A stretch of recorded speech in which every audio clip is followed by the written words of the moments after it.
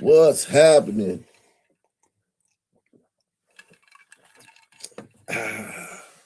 Salute to everybody out there. What's cracking?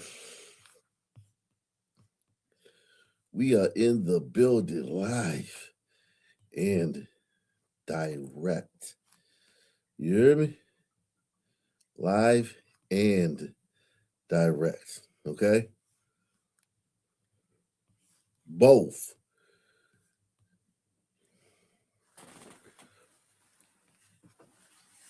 You don't know, and now you know. Live and direct here. We are about to get into it. We're about to get into this Brown University thing. And after that, we'll get into some more stuff from around the country. But we about to get into this Brown University thing, man. Brown University. I called him a shooter. I should have called him a killer. I should have called him a killer. He's a killer, not just a shooter. He's a killer. Yeah, Bongino leaving. Bongino is leaving. He just announced it on his Twitter. Bongino is out. I think, you know what? I think, personally, I don't know what the reason he's leaving for, but man, he makes a lot of money on Rumble. Yo, have you seen his Rumble? Everybody's a member. And it's like hundreds of thousands of people that watch his show. He must be missing the Rumble checks, man. Yo, he makes so much money. Yo, he gotta make $100,000. I ain't gonna be hyperbolic. He gotta make $50,000 an episode over on Rumble. He gotta make $50,000 an episode on Rumble. Yeah, he is members only, right? Let's say it's 80,000 people in the chat, and they're all members. They all paid whatever, and then they're constantly super chatting. Like his super chat is insane, right? He got like a super chat where it's like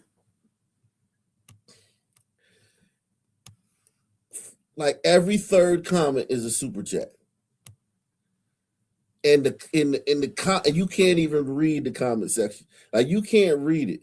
You be like, you can read the first two words of a comment, then it's gone. It's gone. Then it's gone. Then it's gone. And every third one is a super chat, and he getting paid off the memberships.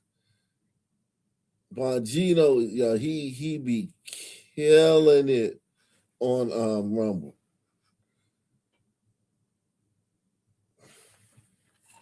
Oh yeah, he's on 99.5. I don't know.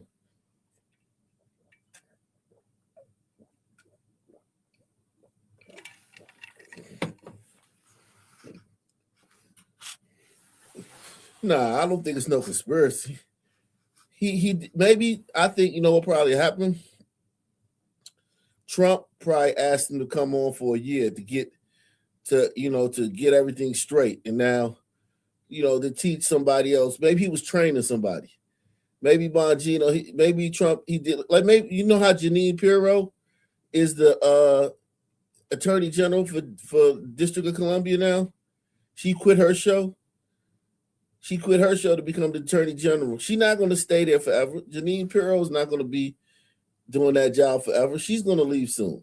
She's just doing it to help out, until so they can show the next person the ropes.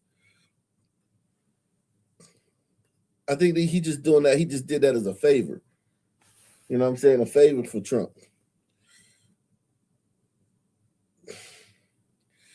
Because, a lot of people, got shows, man. Everybody got a show nowadays, man. Everybody got a show. So,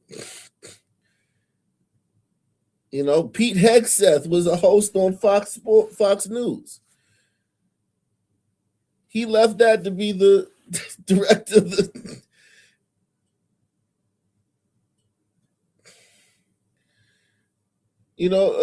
of the Army. So it's like a lot of people was on TV or doing their own show, and Trump asked them to come be part of his cabinet. And those people, they probably was like, all right, I'll come for a year or two, and then I got to go back. I got to get this paper, and plus this gonna help them talk. Like it's a win-win. Like now, Dan Bongino, he got credibility. Think about when he go back to his podcast on Rumble. You can't tell him shit. You can't tell Dan Bongino a motherfucking thing now. Press one. When he go back to his podcast, you can't tell him shit. How you gonna get on there and be like, you don't know that? He gonna be like, motherfucker, I was the director of the FBI 2 days ago. You asshole.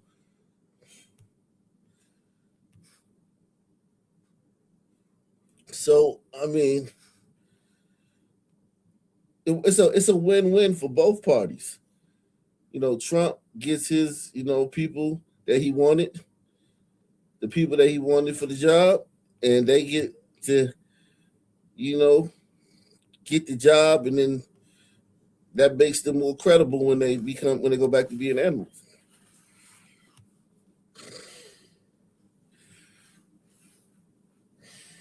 Yeah, Dan Bongino. I didn't know he was so big until because I was off Rumble for a while. Then I was on Rumble one day and I was looking. I clicked on his feed. I said, "God damn, that's a lot of people in the chat. Holy moly!"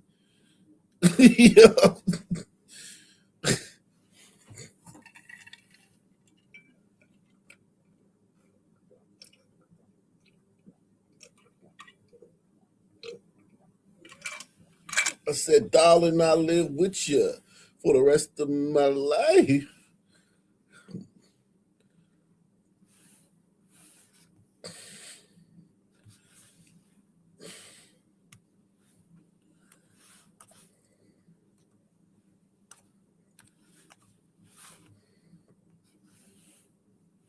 Yeah, man. Um,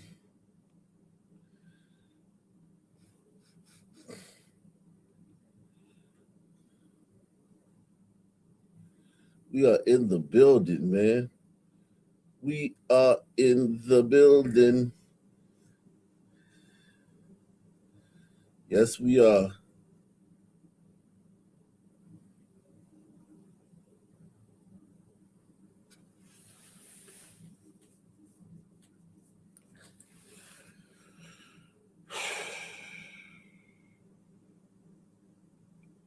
How is everybody doing? How is everybody doing? How art thou?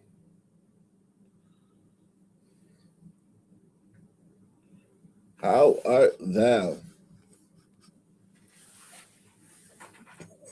Like this, you like this hoodie, man.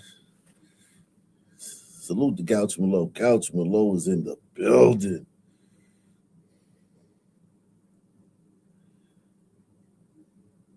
It's a book. Yeah. Dan's definitely gonna write a book. Candace had 120. Candace had 200K in the chat. When she first started, the first day she talked about that Charlie um, Kirk shit, like the first day, she had 200K in the chat, and it was just going up and up and up. 200K ain't nothing for Candace, man. Candace is on YouTube too. She had 200K on YouTube.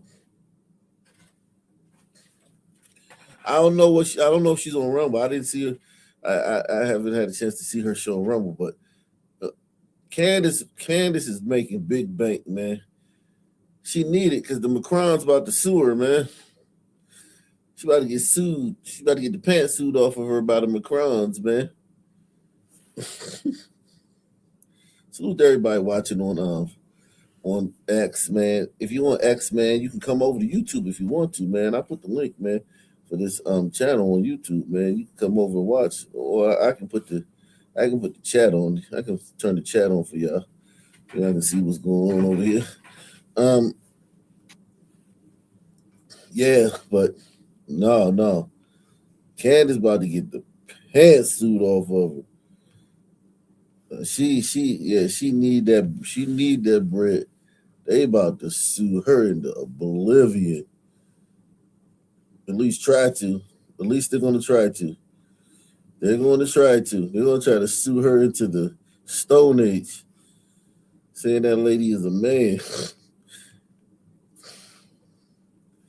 He said that lady is a man. Candace wild as shit. Candace a wild girl, man. She a wild girl, man.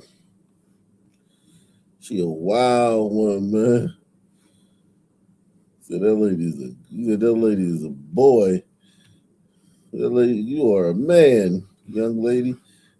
She called that woman a man. Say, darling, I'll live with you for the rest of my life. No hugging, no kissing till you make me your wife. Yeah, we're going to get into this Brown thing, man. We just warming it up. Salute to everybody out there. Bring back the Redskins, man. Yeah, bring back the Redskins, man. Trump, man. Trump already working on it, man. He tried to, man. He tried. Trump trying, man. Trump trying, man. Trump trying, man. Trump is trying. He trying to bring back. He trying to bring it back. Yeah, Bongino's out, man. Bongino is out, man. He's out at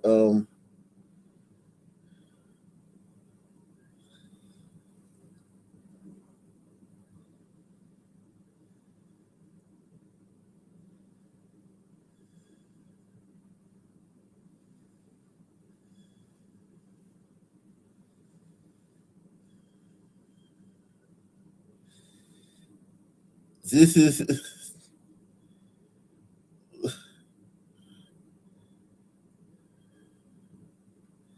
yeah, man. Yeah,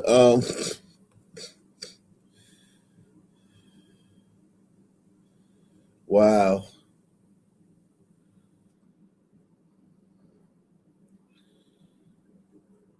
Wow.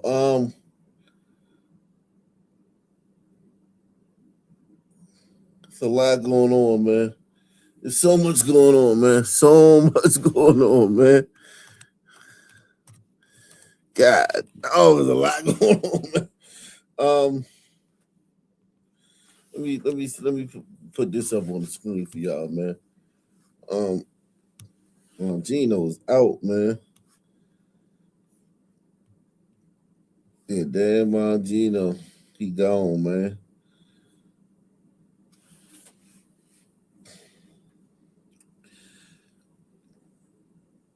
Everybody hit the like button, man. Sponsor tonight's program, man. Sponsor the show via PayPal, Cash App, or the Super Chat. Um,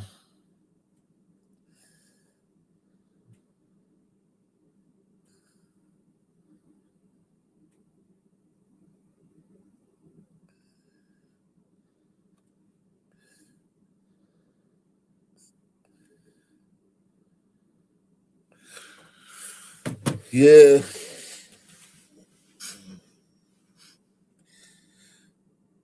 Said Bongino wanted to catch the pipe bomb. Oh, okay, that's all he wanted.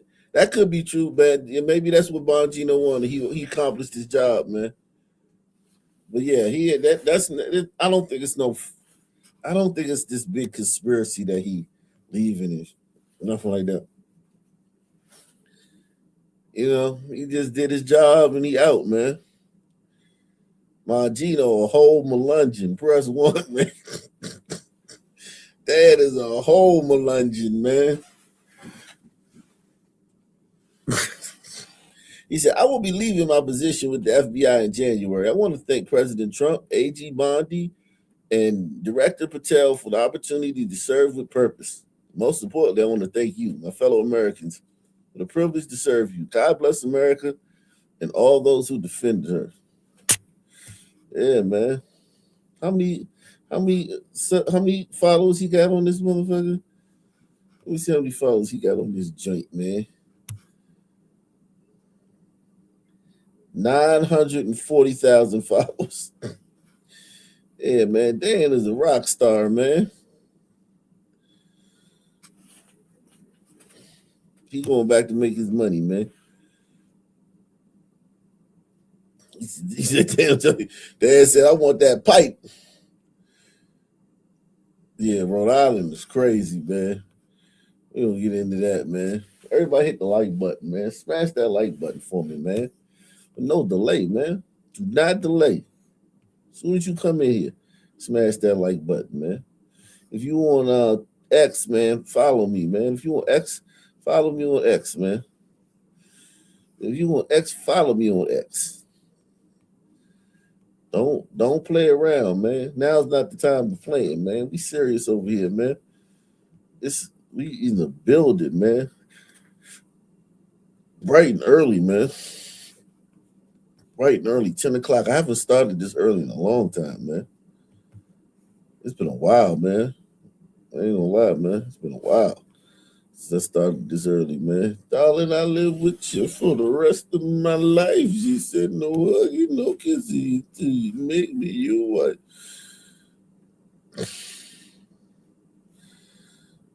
Yeah, man.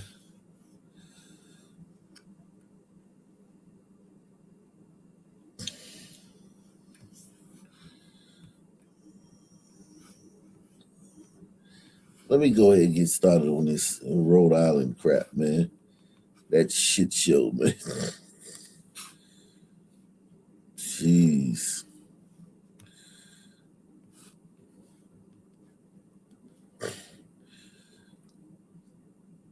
R.I.P. to this young lady, vice president of the Republican the student union over there. R.I.P. to her, man. It says, still can't wrap my head around Brown University hiring a professor who went to the funeral of Hezbollah terrorist Hassan Nasrallah and admitted to admiring the guy.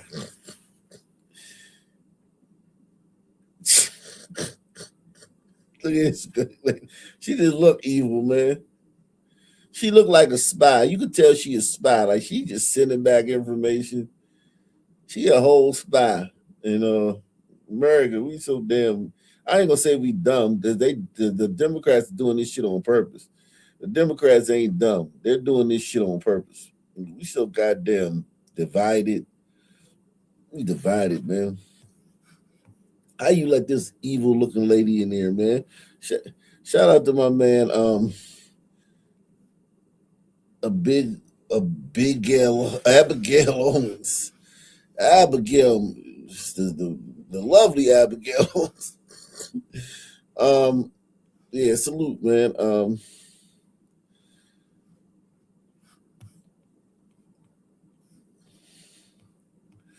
Yeah, man, we are in the building, man.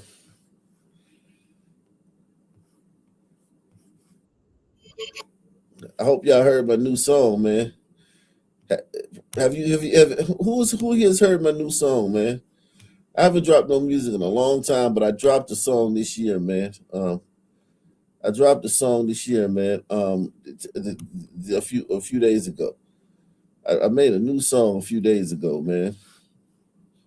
Have any of you guys heard it?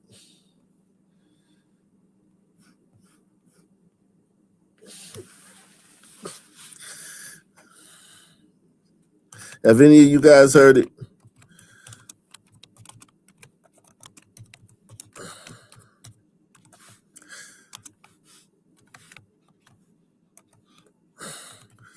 People like it, man.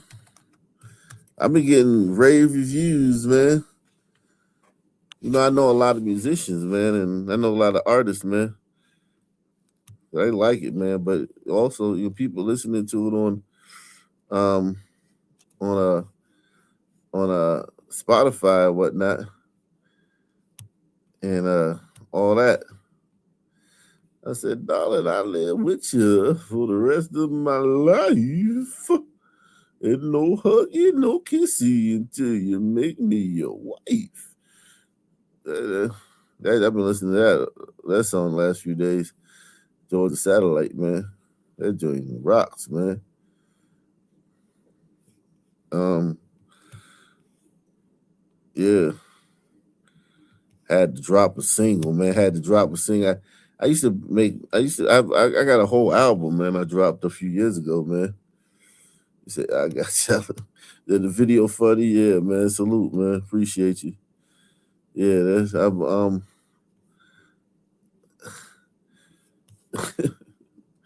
yeah. A lot of people don't get the song, man. The song is basically the guys talking to Santa, man.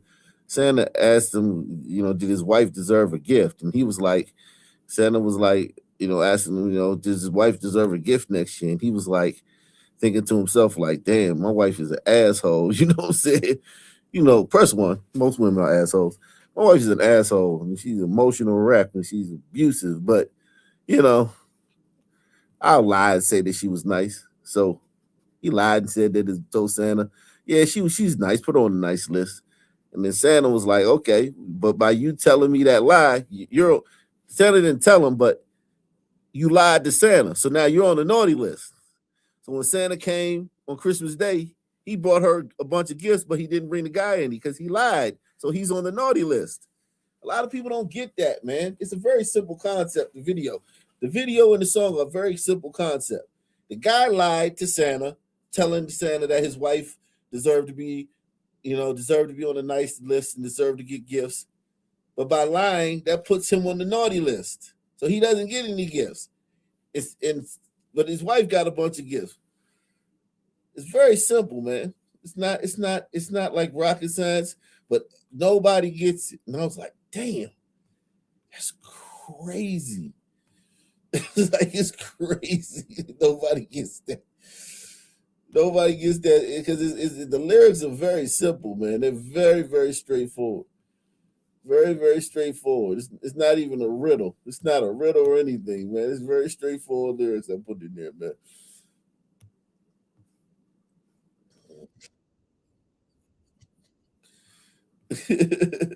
You know what I mean? Very straightforward lyrics, man.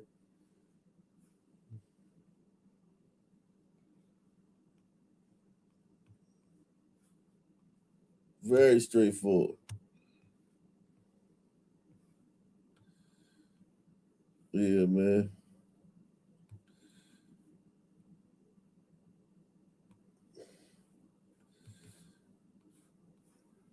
Salute to Abigail Owens, man.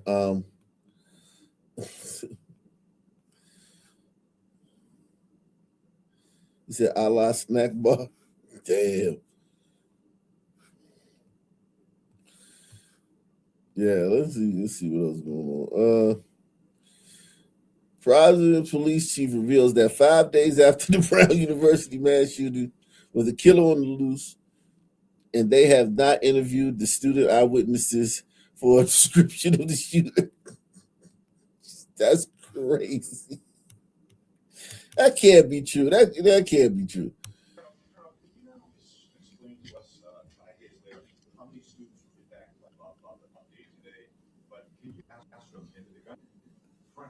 That's all part of the interviews, and that's all part of the interviews, and actually we're cooperating with Brown to get the roster. That was a study hall, so we don't have the number. We're still getting information as far as who was there. I know Brown sent out an email to the students to notify us if they were present, and we're still getting that. So I can't give you an exact account now. Yeah. Police chief Scarface, man. Yo, man, he snapped in that press conference the other day. Are you talking to me? Hey, you talking to me?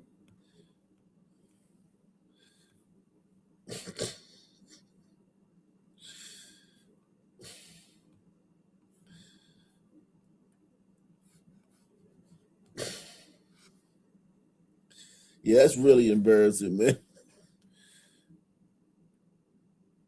Yeah, that cop is the chief, man. He from Colombia though, man. Enough wrestling, man, for Colombia, man. Get us straight, man. I ain't no fucking Mexican, okay? All right? No, ain't no fucking Mexican over here, man. Colombia, man. Medellin. Medellin, motherfucker. Okay? Got it right? Rhode Island Congressman Sheldon Whitehouse says the public opinion is stupid and to just shut up about the Brown University shooter. Also, could the public please give their opinion on the new silk individual? Then shut up.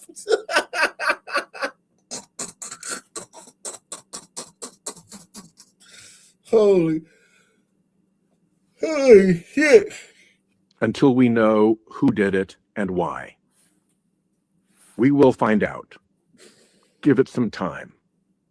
There is simply no need from an investigative point of view for people who have no idea what they're talking about to offer their stupid and ill-informed views about what happened all over the internet. So I would please, just from a law enforcement perspective, ask anyone who sees this to just shut up until we know who did it and why. We will find out. Give it some time. There's simply Did he just tell the no public? need. Did he just tell the public to just shut up? He told us. All right, cool. Y'all, listen. Y'all having a lot of trouble solving this case. You should be open to all possibilities, man. I'm not a conspiracy theorist. I really revile conspiracy theorists, man. But in this case, y'all need to go take any lead, man. Any possibility, man. This is crazy. He telling people to shut up. Now, this is a second guy. This isn't the same guy. This is another guy. So maybe this guy is they don't know which one is the shooters.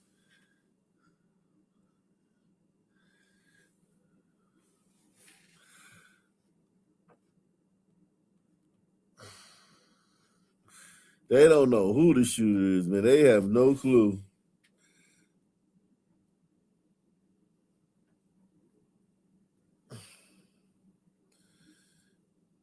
He said they showed a pic of the name of the white guy, not this guy. Well, this guy's not white, so it's a guy that they're protecting. Though it's a guy that people are saying. Let me see. We're gonna get to that.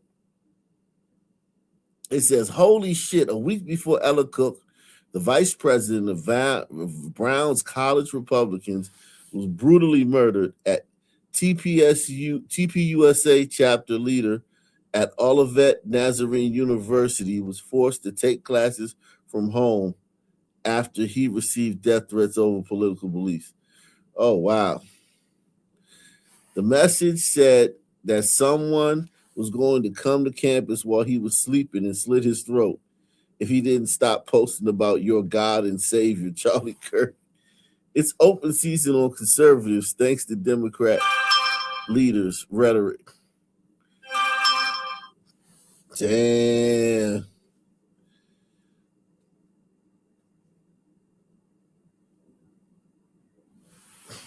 Damn.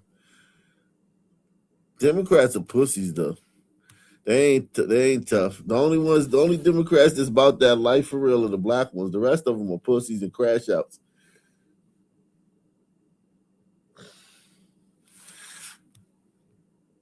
What was your brother like? He was the most kind-hearted, funny. He was the smartest person I've ever met. He always helped someone before he helped himself, without any hesitation. He never, lost sight of who he was as a person. And, Take the challenge, man. Support the channel. We try to get 30 people to take the pledge, man. pledge to sponsor tonight's show, man. Pledge to sponsor tonight's show, man. Pledge. And also check out my new song, man. Check out my new song.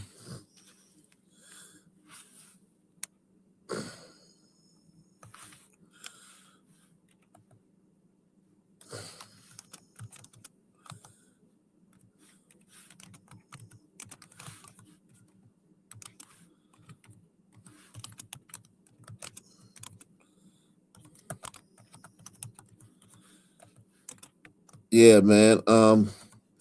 RIP to those people that passed away during this stuff, man. That's sad though, man. Always gotta remember the victims, man. Always gotta remember the victims. Salute, man. Shout out to everybody watching on X, man. Salute to everybody watching on X. Let's see. Brown University did not simply mishandle an incident, it engineered silence so complete that not a single student dared to break it.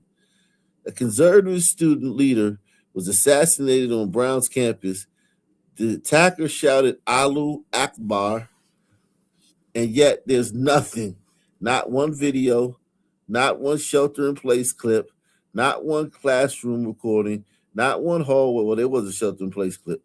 Not one hallway account, not one student willing to say, this is what I saw. That level of silence does not happen organically. It is manufactured. It is trained. It is enforced through fear of social, academic, and professional punishment. I mean, there is some credence to this, because here's the thing. After that guy, that Afghan refugee killed that National Guardsman woman in DC, Trump flipped his lid. He lost his mind. Trump crashed out on Somalians. He crashed out on Afghans. He cut a bunch of shit off.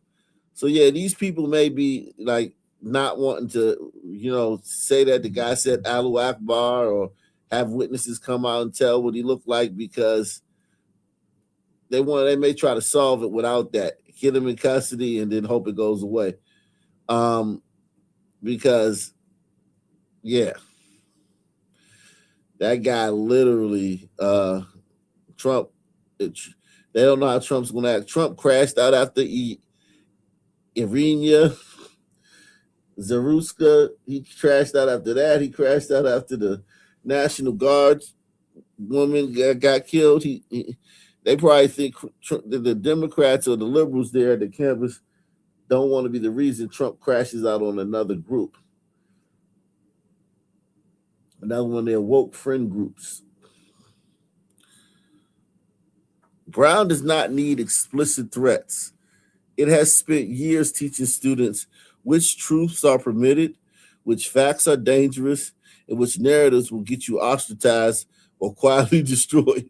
Students understand the rules, so they comply perfectly. A place where students are afraid to document reality is no longer school. A place where truth is subordinate to ideology has forfeited its legitimacy. Shut it down. Pull accreditations, freeze funding, remove leadership now. Damn. Dear Brown University, her life back. Actually it doesn't. Not to them, man. Woke people, they look, she's a conservative. Her life doesn't matter to anybody. You see the way they covered it. They're not even like covering it. It's like it's a sad thing. Like some college chick got assassinated in her classroom in front of her and the guy's not even caught. We talking about that's a big time story, man. The mainstream media don't want to cover that because she's a conservative, man. It said, did FBI Boston delete the video they posted showing the Brown University shooter walking right by police. Holy shit.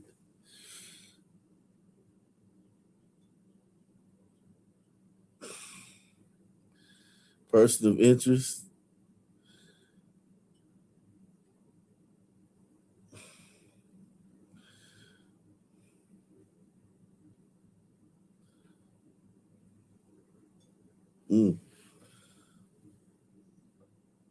FBI offering a reward of $50,000. That seemed kind of light, man.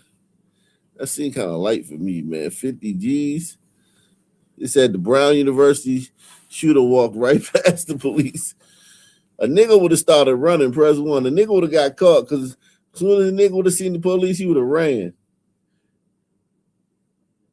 You can tell that ain't no brother. That shooter ain't no brother because the brother would have ran.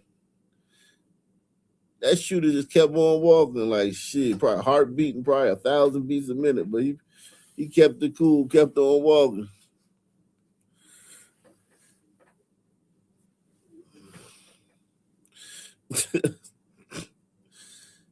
The Trump just dropped checks all on the way. Hot news. Oh, stimmy. We getting the stimmies? When we getting the stimmies, man? We getting the stimmies? I need a stimulus check, man. We all need a stimulus check. I ain't gonna touch mine. My shit going straight to my wife, man. It's Christmas time, man. Kids getting it. Kids gonna get that.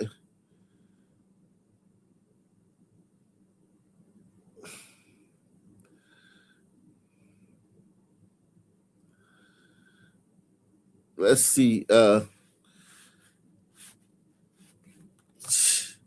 Said checks. Checks is on the way.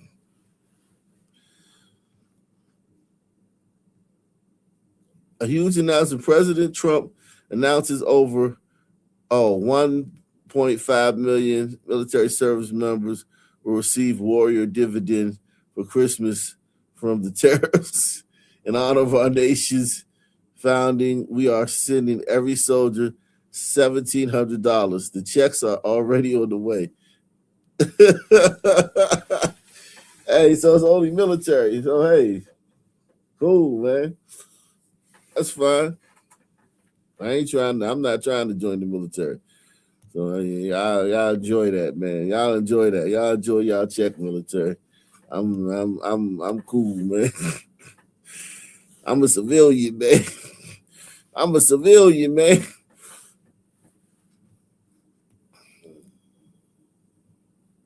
I'm a civilian.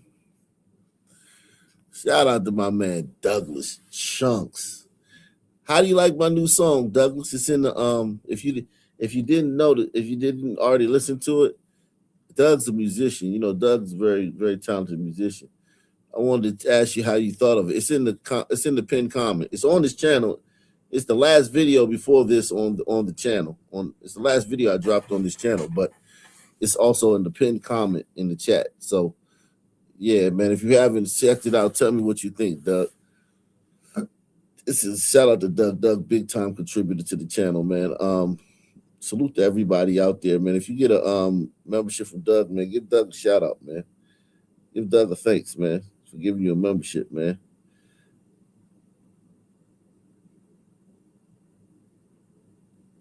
Yeah, we're at war every day. You ain't lying. You ain't lying. You ain't never lying. You ain't never lying.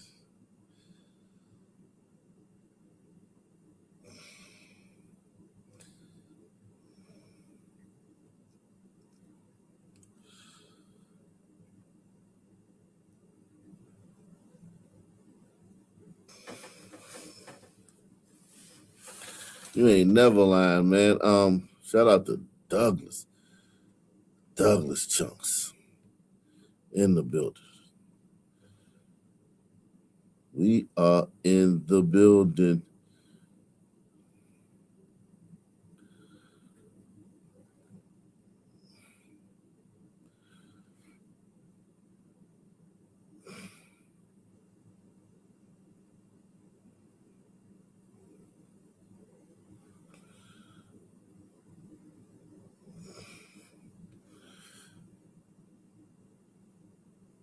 We are in the building. We are in the building. Yay.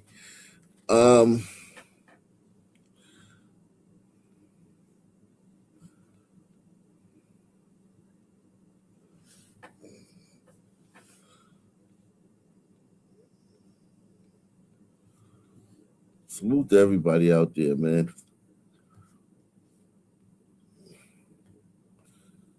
Salute to everybody out there. If you out there, man, salute to you.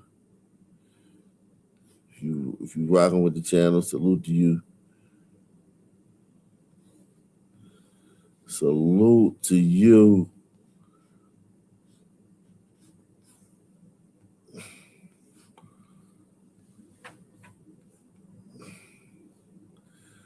So it says, a reporter asked the Clueless Brown University president about web pages being taken down after the shooting.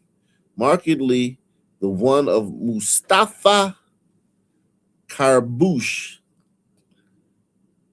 First I've heard of it. All of X knows, so she's either incompetent or retarded. Lying. I believe some web pages for students or faculty have been taken down. Is that a response to any external threats to anyone in the community? We have been working very closely with law enforcement to provide them with all of the internal to Brown information that they need to do this investigation. It's their investigation, they're the professionals. So we're providing information. We're not in the job of reviewing it for them.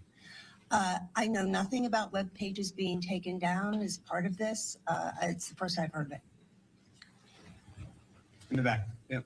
You want people to shooting, I believe some web pages for students or faculty have been taken down. Is that a response to any external threats to anyone in the community?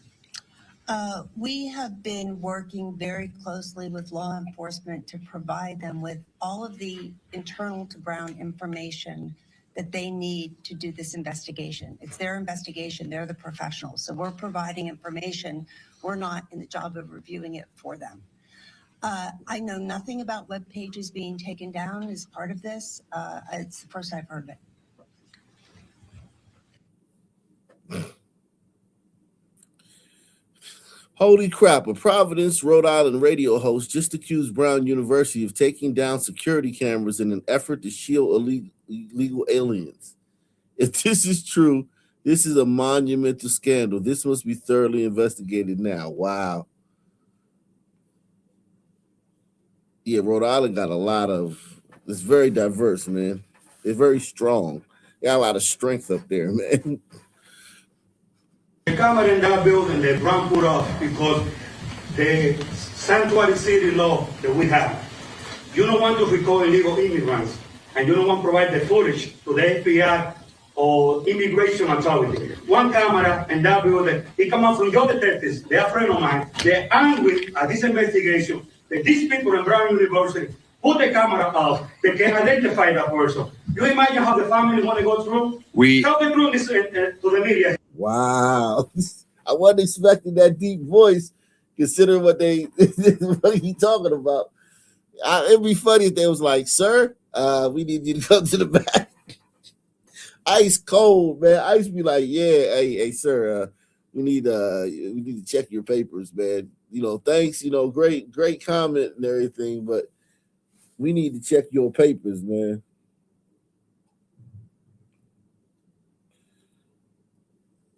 You got your papers on you. I would do that, man. I'd be an asshole ICE agent. I'd be like, shit, fuck that, nigga. Like, as soon as I heard his voice, I'd be like, hey, hold, pipe down, buddy. Come back here. Let me check your papers, man.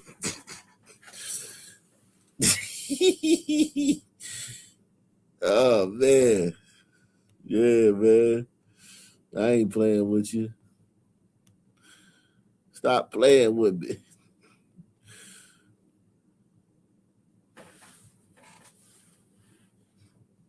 Yeah, you can check out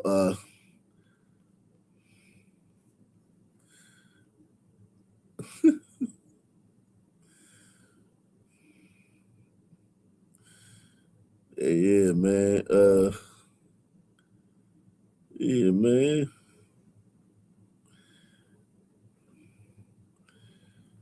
Yeah, man. Sir, would you happen to have your papers on you? Great question, but would you happen to have your papers on you? It's just asking, you know. Just want to be. You can never be too safe. You could never be too safe. Don't take it personally. You could never be too safe. You know what I'm saying? You could never. You just, you know, hey man, listen, man. I mean, don't get mad, man. It was worth the shot, man. You just try to make sure, man. You know, you never want to. You know, you never can be too careful, man. You can never be too careful. You can never be too careful. Let's be honest, man. Don't take it personal, bro. But you can never be too careful. You know what I'm saying? Like shit. It's nothing personal, man. It's nothing personal. I just need to see your papers, bro. The camera in that building that Brown put up because the sanctuary city law that we have. You don't want to record illegal immigrants, and you don't want to provide the footage to the FBI or immigration authority. One camera in that building, it come out from your detectives. They're a friend of mine. They're angry at this investigation that these people in Brown University put the camera off. They can identify that person. You imagine how the family want to go through? Tell the truth to the media here. Putting cameras off. We heard from both the Brown Police Chief and the Provost at Brown, who have shared that they have been fully cooperative and been forthcoming with all data and evidence that they have. City. Well, y'all better heard me fire the dude. The longer it take to fire the dude, the more you're gonna lose your job, buddy. Mayor Hot Pants, Mayor Sweet Cheeks is about to lose his job, man. Everybody hit that like button. Smash that like button. Mayor Sweet Cheeks is about to lose his job. This is taking too long, man. People starting to get agitated. People feeling uncomfortable. Where the fuck is this guy at, man? Is he gonna strike again? Y'all saying there's no further threat to the public. So if it's no further threat to the public, then he went in there, he killed that girl on purpose. It wasn't random.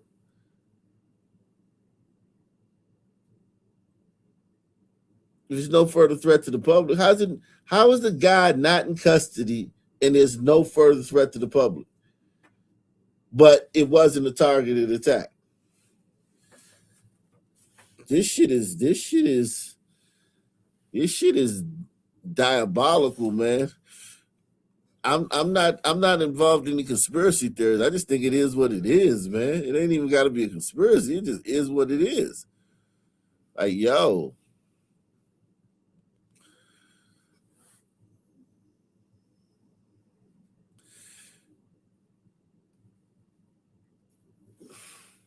But the FBI is up there, so allegedly the FBI is up there, so it shouldn't.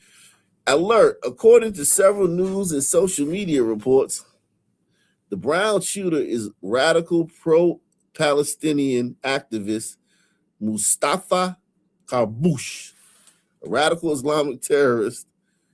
He did not work alone. Brown University has tried to cover up the Palestinian connection. The guy was fat, though. I ain't gonna lie. The guy in the video they showed us, he was a little chunky. He had a beer gut. And he was 5'8". They said this guy, I guess they're saying this guy isn't that. So I don't know how tall this guy is, but Mustafa Karbouch, a pro-Palestinian LGBT. Oh, God. He pro-Palestinian and he's a fruit. Fruits for Palestine. He part of Fruits for Palestine, man.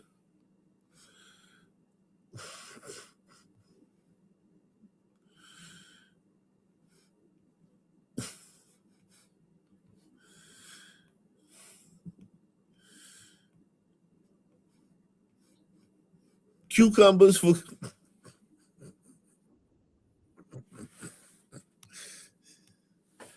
Homies for Palestine.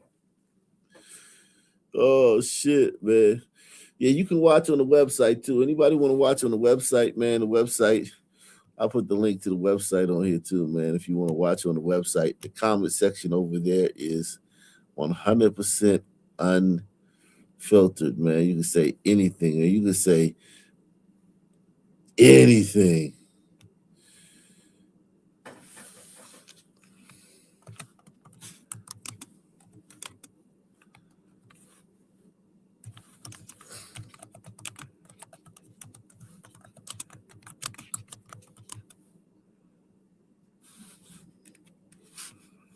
Yeah, man.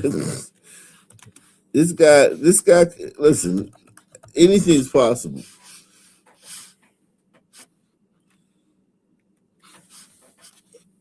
Anything's possible.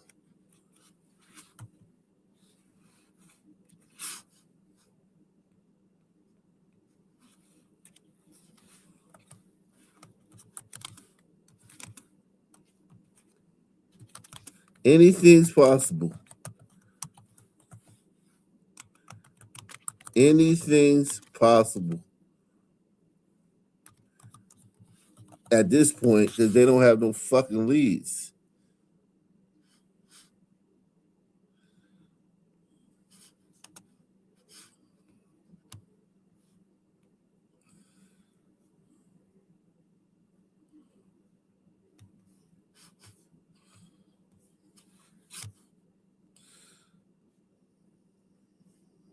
They don't have any leads. Not having no leads kind of makes it hard for people to trust you, man, or not feed into the conspiracy theories. Having no leads, yeah, that's not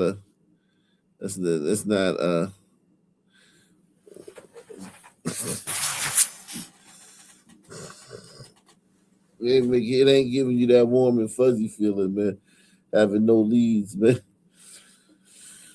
Yeah, man. If you want to watch on the website, man, the website is live and direct in effect, man. You can watch over there. Salute to everybody, man.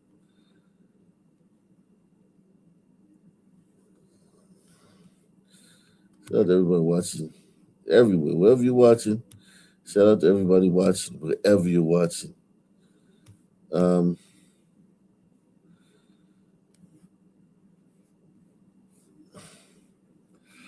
Darling, I'll live with you for the rest of my life. Yeah, this guy. So they saying this guy. They scrubbed his webs. They scrubbed his online stuff. You could not have found a more incompetent group of corrupt morons who are leading the investigation into the shooting at Brown University. Brown's head of campus security was fired from his last job for not having the proper credentials. Brown's president may have removed security cameras from the campus at the behest of Palestinian activists. Providence's city council chief of staff is a genderless bisexual who was arrested for protesting at Trump Tower. Colombian-born Providence police chief has a nephew who ran one of the largest fentanyl rings on the East Coast. God, Jesus Christ. Holy moly. And CNN ain't covering this a bit. CNN ain't covering none of this shit. And that is typical for that academic space. So that right there is the mysterious campus safety chief, Rodney Chapman. Funny, we haven't really heard from him. Where's he been? Well, we just discovered the Brown University police chief isn't really a big fan of policing. He once said this: communities don't want policing done to them. How this guy came to Brown is a crazy story. He was the head of campus security at the University of Utah. And right after he was hired there, he was immediately suspended because he didn't have the proper credentials. Utah then told him, we're going to fire you or you're going to have to resign. What's it going to be? So Rodney resigned and Brown said, we'll take you. And right before this shooting, Brown's police union issued a vote of no confidence in Chief Rodney. The chief's own men accused Rodney of endangering officers and creating a toxic workplace culture. Rodney should know the campus better than anyone, but all week he's been hiding under his desk. He's obviously completely unqualified.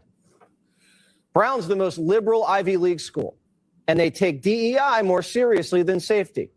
The school's been under intense pressure from the Palestinian students. The president, who was a no-show at today's presser, has been heckled for years by Muslim underclassmen. She always bends the knee, but they heckle her anyway. Over the summer, radical left human rights groups demanded Brown disable their security cameras so Palestinian activists could raise hell under the radar. Did they cave? We asked. No response. It's not just Brown. The whole city is a DEI mess. You know who else was at the press conference? The Providence City Council Chief of Staff is a genderless bisexual who was arrested for protesting at Trump Tower this year. Meanwhile, the police chief could be compromised. Turns out the chief's nephew was sentenced to 22 years in federal prison for running one of the largest fentanyl rings in Rhode Island. And Mayor Smiley promoted him to chief knowing his family was trafficking. Why would Smiley do that? Well, because Smiley and the chief speak the same language. Damn, Jesse Waters. Damn. His nephew looked like he a goddamn son Brito. Ain't that a bitch? And that. His nephew is a son Brito, man. God damn it. How we get into this, man?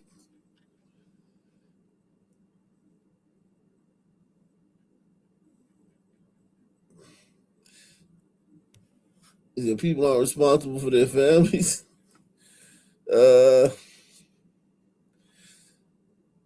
Yeah. Breaking news, ex-investigator 0 Hour 1 pointed out irregularities last night with Brown University student Mustafa Carbush. Since then, Carbush's X account has been suspended, and Brown University has removed his profile from its site. All suspicion points to Carbush.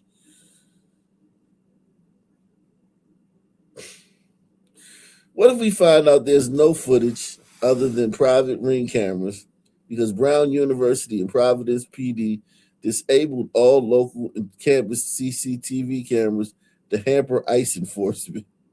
Radical leftist president, mayor, director, public safety, and police chief. She's a woman. She's a moron. She's an idiot woman. He's a fucking flaming fruit cup. The mayor is. This dude, a black dude, got fired from his last job.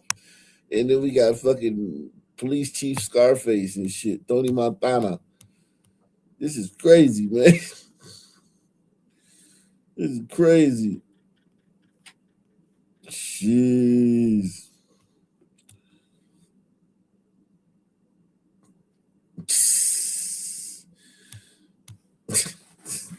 That dude got a husband and shit. Hit the like button. Sponsor the channel. Hit the like button. Take the pledge, man. Sponsor tonight's show, man. Hit the like button, man. We in the building, man. We are in the building, man. Shout out to my man, Boy Kachina, man. Boy Kachina, man. Salute the Deluxe 247 as well, man. AKA Hal Ripken, AKA the real MVP. Coming through once again. Boy Kachina says, all y'all all at the Akbar. Yeah, welcome to the Akbar, man. Buy a drink, man. Yeah, buy a drink at the Akbar, man. All y'all at the Akbar, man. Buy a drink. All you at the Akbar. All you at the Akbar, man. Buy a drink.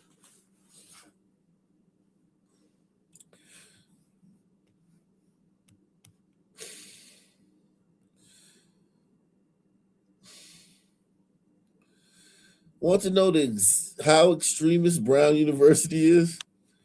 Their professor of Palestinian Studies, Beshara Dumani, was president of Birzeit University in Palestine from 2021 to 2023. Birzeit is heavily financed by leftist NGOs and is the de facto home of the Hamas Student Solidarity Network. Students from there have been arrested for participating in terrorist plots. The evidence is so overwhelming that House Republicans successfully convinced Harvard to cut research ties to Birzeit University briefly. Let's put it this way. If I were in Vegas and forced to bet on whether Professor Dumani had ever been part of any extremist plots, I wouldn't bet no. We need to stop accepting Ivy Leagues as meaningful measures of merit.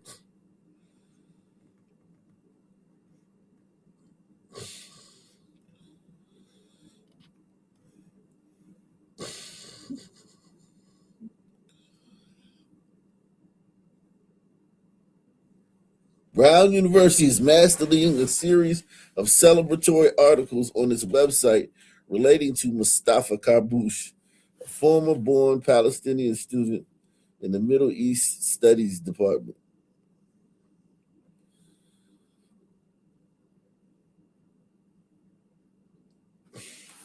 They're saying dude's gait matches Mustafa, man.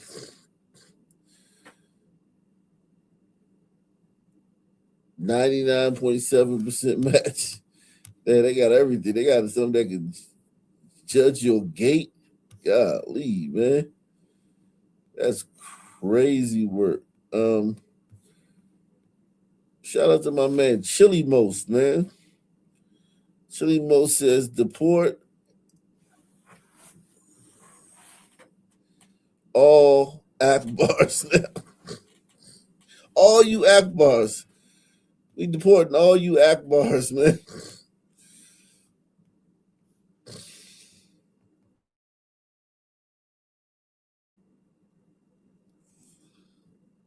Breaking, a furious journalist demands it on camera. Okay, yeah, we just saw that. That's hilarious, man. They're bringing in Chief Wiggum, man.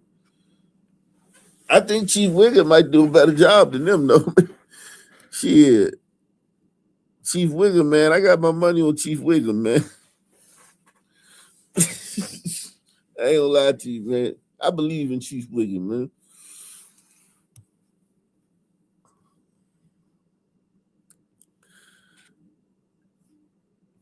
And he checked the box, man. He yellow, man.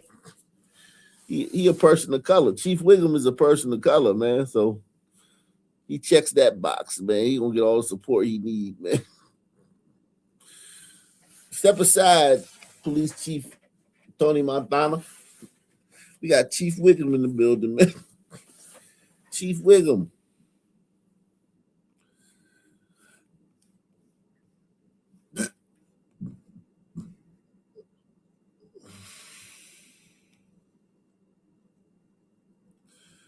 Chief Wiggum.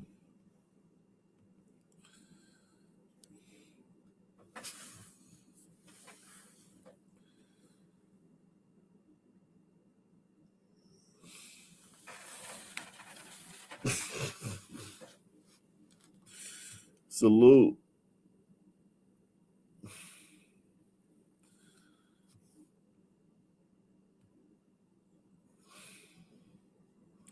I said, darling, I'll live with you for the rest of my life.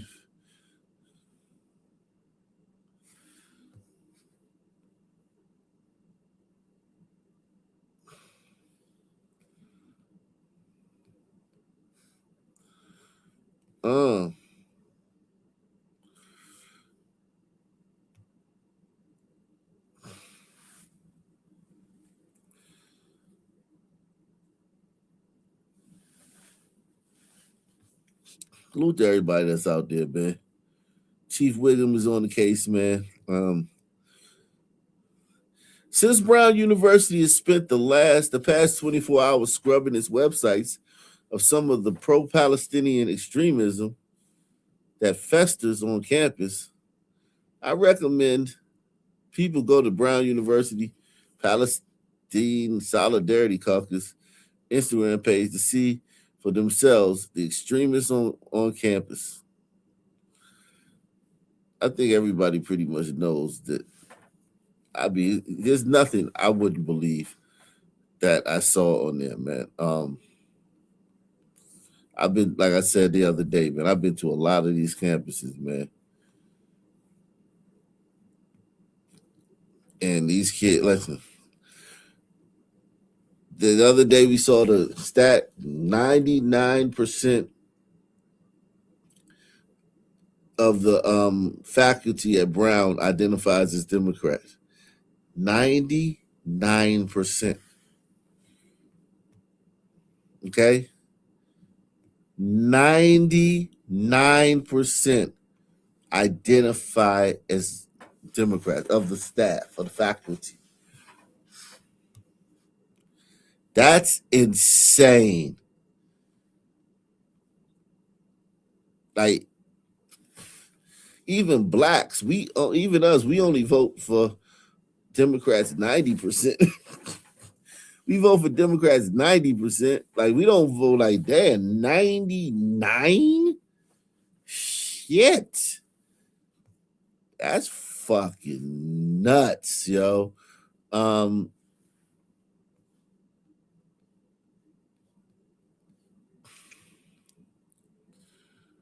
We talking about 99.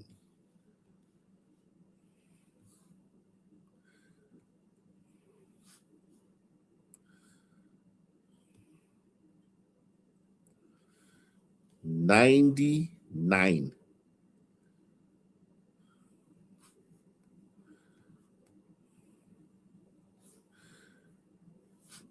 You heard that? 99.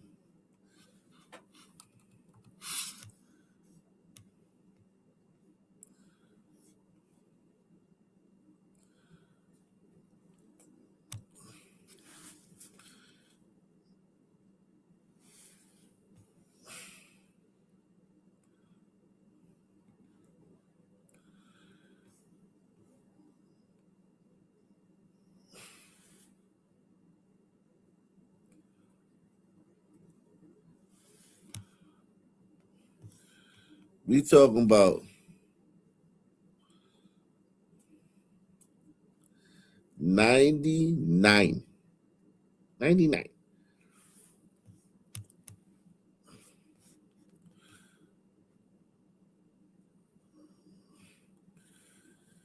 There's a huge cover-up happening at Brown University. It's been 3 days, over 800 cameras on campus actively scrubbing down web pages. The active shooter alert never went off. In every press conference, they refused to admit that the shooter shouted Allahu Akbar before he started killing. I'm almost certain that the shooter is a Muslim or Palestine supporter, and the authorities are covering it up with the BS excuse that this is an ongoing investigation. Wow.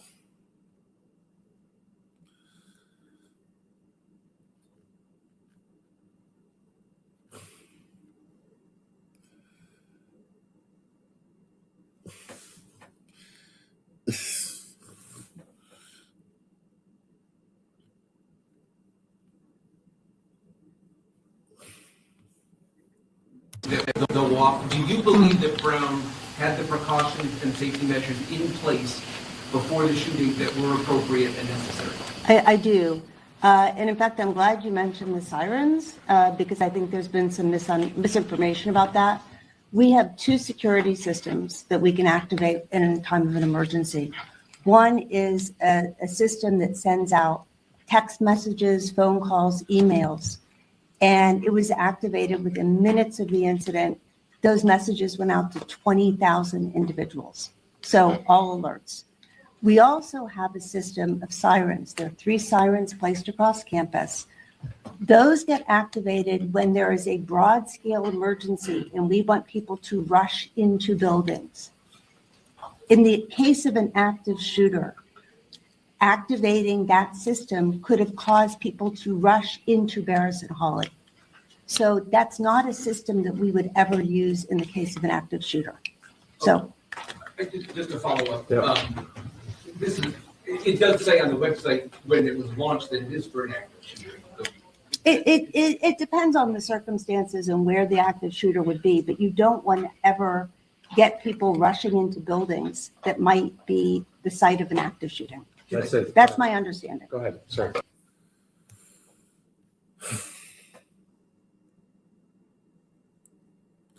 So wait for it. When they catch the Brown University shooter, this video will be part of their undoing. The police department in Brown did not let people know what was shouted before the shooting. They protect the shooter in the name of woke. Yeah, I mean, you can't. Now, there's a report the shooter yelled something right before his shot came in. Can you tell us what that was? Yeah, it's part of the investigation, Johnny Muktia. Now, the only reason I asked that, though, is, for instance, like with the Unabomber, his brother recognized the writing. So it's possible a friend or family member might recognize if the person said something that was significant. Correct. That's why you don't, other than the 9mm, is there anything else inside that auditorium that you can tell us? No, that's correct. And listen, like I said earlier, investigations will bring us to evidence that we need to collect in order to be able to prosecute. With that being said, we're going to continue to collect evidence, and if it leads us to something to that. Yeah, but it's been 5 days, man. Somebody in there, that's a traumatic thing too. Like, that's a very traumatic thing.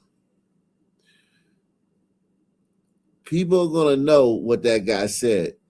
If he came in and said, "Thank God it's Friday," motherfuckers would have known. You know what I mean? If he came in and yelled 6-7, like, and then started shooting, people gonna remember, yo, dude rolled in, he yelled 6-7 and just started shooting.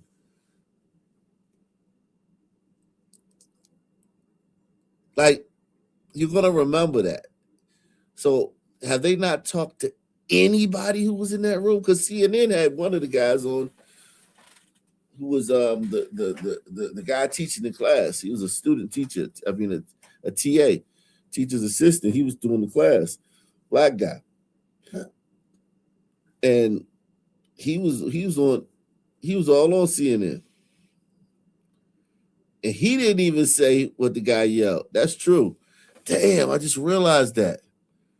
The TA who was on CNN didn't say what the guy yelled. That's crazy.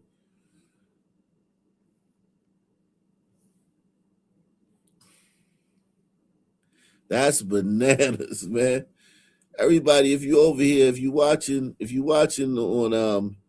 on Kick, man, you can go over to the website, man. Go over to the website. If you're watching on Kick, go over to the website. Link right there, ocnationnews.com, and you can chat over there, ocnationnews.com, or you can come to YouTube. You can come to YouTube too, man. Either one, man. You can come to YouTube too. Don't hesitate to come to YouTube. Don't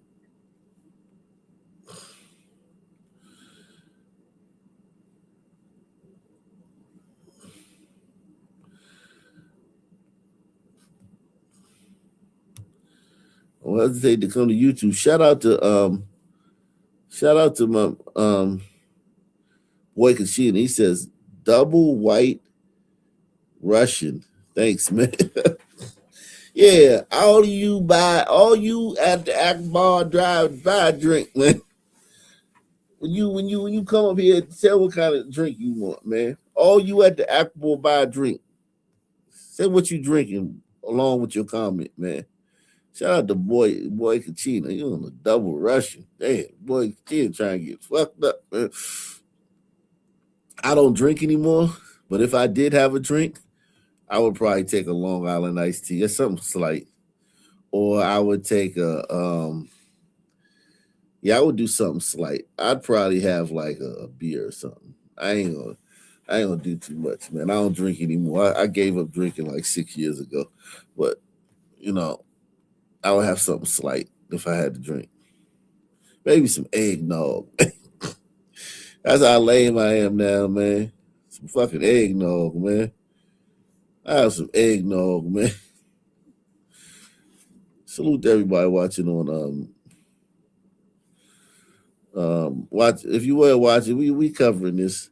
If you watching on X, you watching on Kick. If you watching on the website, if you watching on YouTube, if you watching on Rumble, wherever you watching, man, we frying these motherfucking Providence, Brown, where the fuck they are. We cooking their ass, man. We cooking these motherfuckers, man. Shout out to Boy Kachini. He said also a Big Lebowski. Damn, I don't know what that is. I gotta look that one up. I gotta look up a Big Lebowski. I don't know what that is. I'm a brother, man. We don't know none of that shit. Okay. We don't know what the fuck a Big Lebowski is. Oh, that's a movie. Okay. The Big Lebowski is that's what a White Russian is. Okay. A creamy cocktail of vodka, coffee liqueur, like Kahlua, and cream or milk, often served on the rocks, which the dude refers to as a Caucasian. Its simplicity, creamy taste, and connection to the laid-back character Jeff the Dude Lebowski made it a cult classic. Okay. All right. Yeah, that sounds good, man. Yeah. So you ain't trying to get fucked up. Okay.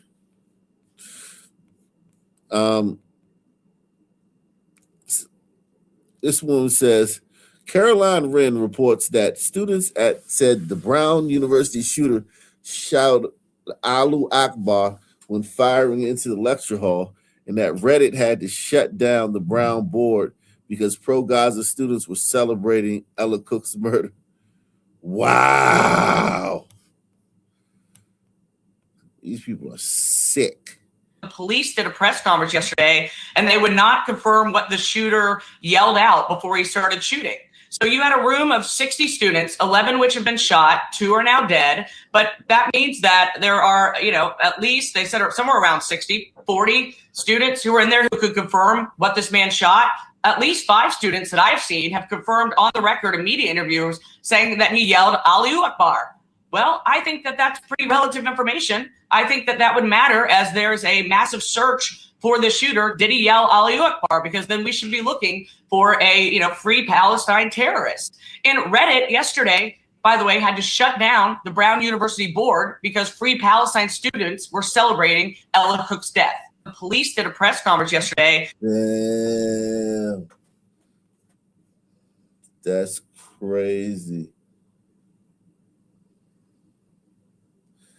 Brown University seems to be completely removing Free Palestine activist Mustafa Karbouch off its website in real time. Very strange.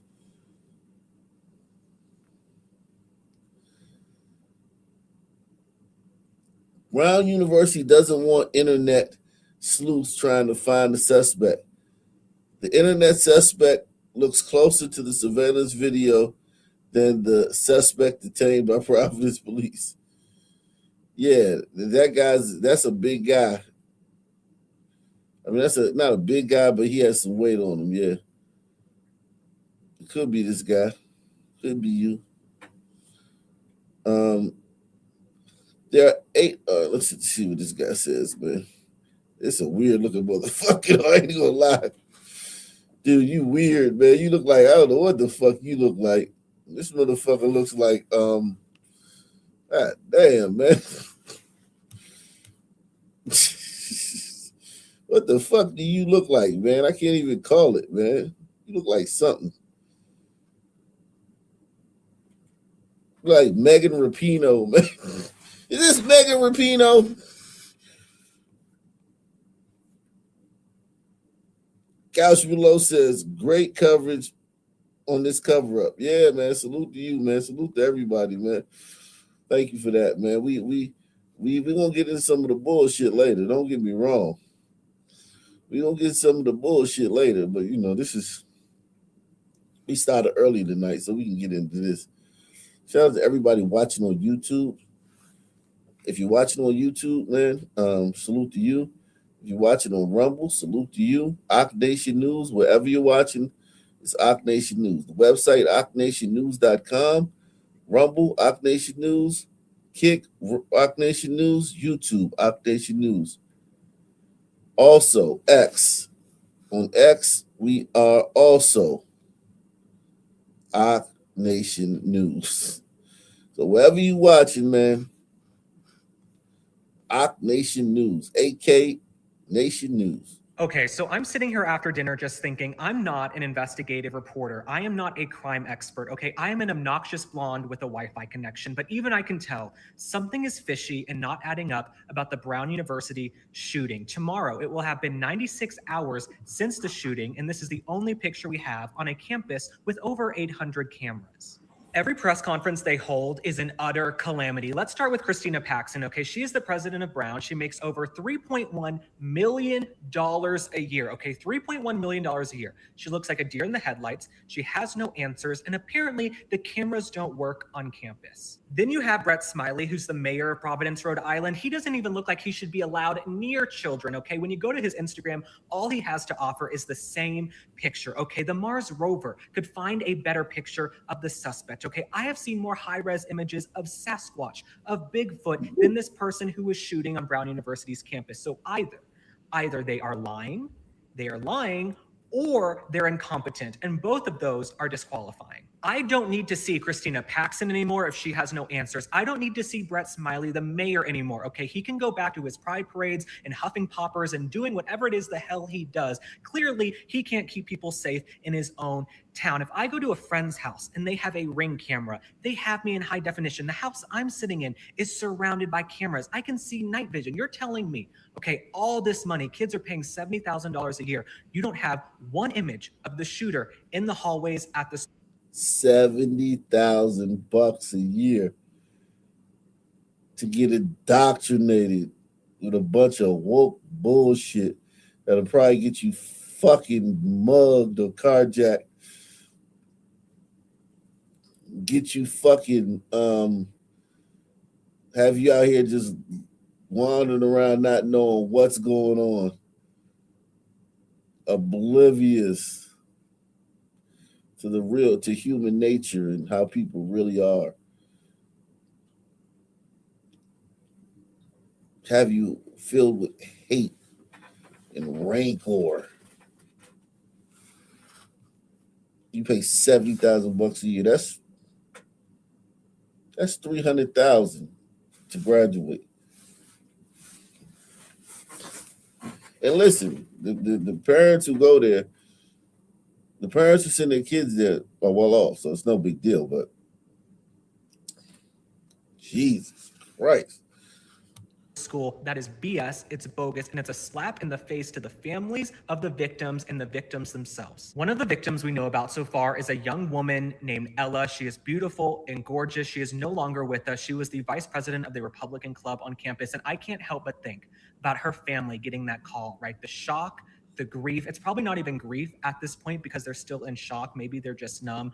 Right before the holidays, getting a call like that you're paying all this money and the school can't keep your kids safe. And now it's about 4 days in and you still have no answers. It really does make me sick. You guys, it makes me sick.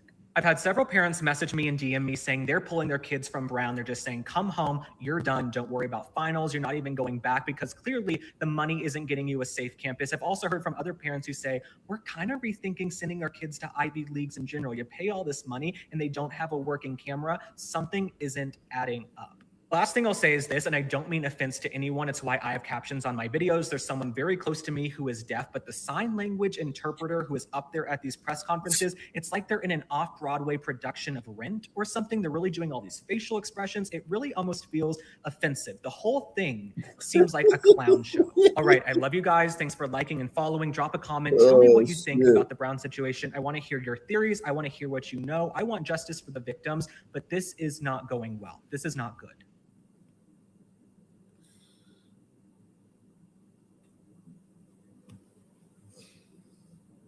Uh-oh. Uh-oh. Sister. Jeez.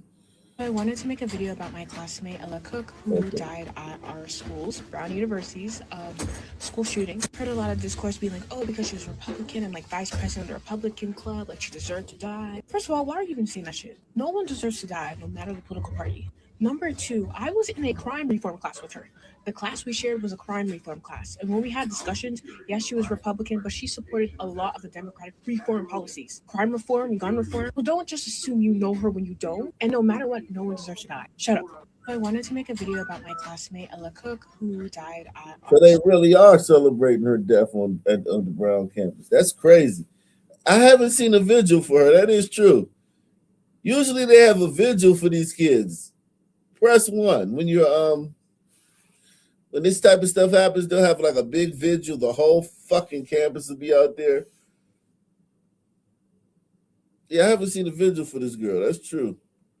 Now they're gonna say, "Well, we sent everybody home." Okay, so they're probably gonna say that.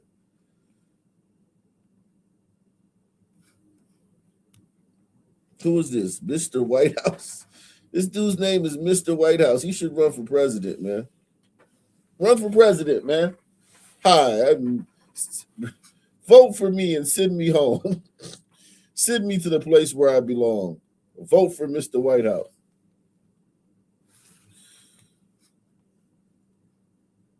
This dude's name is literally Mr. Whitehouse.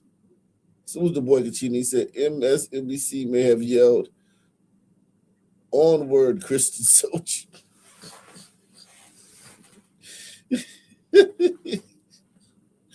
Put words in his mouth. That's crazy. I wouldn't put it past it, man. You can never put nothing past liberals, man. Liberals are diabolical psychopaths, man. Let's keep it a buck, man. Psychopaths, man. What are you talking about? Psychopaths.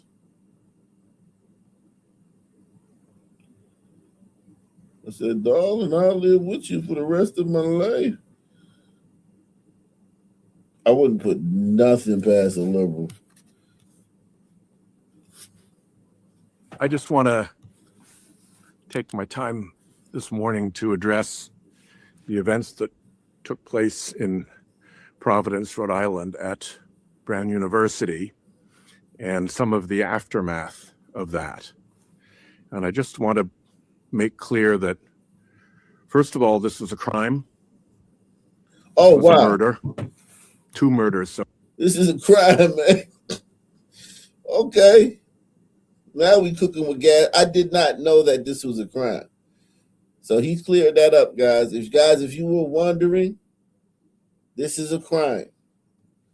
So you don't have to wonder anymore. You don't have to wonder anymore, man. That's been cleared up. Now maybe we could actually catch the guy, but first we had to find out whether this was a crime or not. So we're cool there. We get so far. And it's an ongoing active investigation. Oh, wow. So you mean somebody shot up Brown University and got away, and you don't know where he is, and this is an ongoing, you're going to continue to investigate it? Wow. Okay. Interesting, man. We thought you guys were just going to, be like, fuck it, man. Lucky bastard got away. All right, on to the next case. But you guys are going to continue to ongoingly investigate it? That's awesome, man. Salute to y'all, man. You guys are going above and beyond, man. We don't know who did it. We don't know what motivated them. Well, I mean, if he yelled Allahu Akbar, man, I mean, at least points you in the right direction. At least you could, I mean,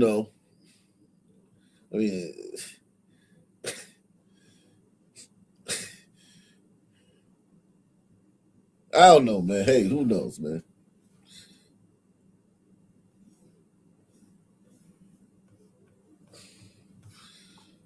And speculation particularly out on the internet, by people who have no idea what they're talking about. Well, that makes two of us.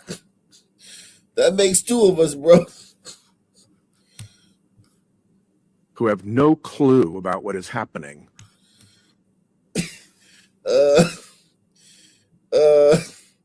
Sound like you projecting there, buddy. They're projecting, man. Come on, man. Stop that projection. Stop projecting. Is not helpful to the investigation. This wasn't just a crime, it was also a tragedy.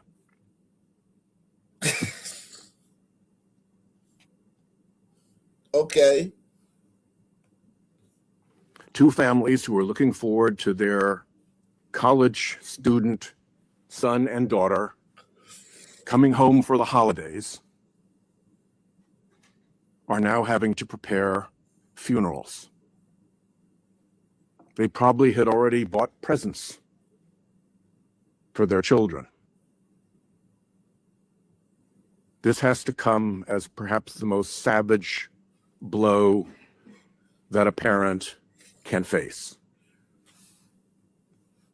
And for the parents of the students who are still in the hospital and may well be in the hospital for some time through the holidays, all of their holiday plans have changed as well. They're not going to be around the tree with their kids. They're going to be in a hotel, visiting a hospital room in a state far from home. So give those families a bit of grace too. Ill-informed and unnecessary speculation about what went on does those families no good at all. Particularly not as they're trying to get through this immediate grief with the holidays ahead of them and all of their family expectations for those holidays now dashed into grief. So whether it's to protect the law enforcement investigation from a lot of unnecessary and ill-informed noise cluttering up the ability of the many agencies working on this to do their jobs, or whether it's out of simple courtesy and sympathy to the families that are going through this awful moment, just please shut up with the speculation. Sympathy and concern, reaching out helpfully is always welcome. But all the rest of this stuff, all the conspiracy theories, all the creepy, weird plot ideas, please, just knock it off. Wow.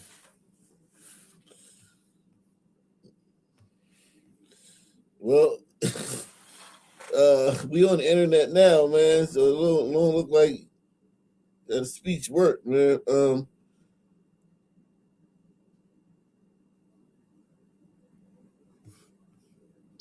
You're hearing a lot of questions about the lack of cameras.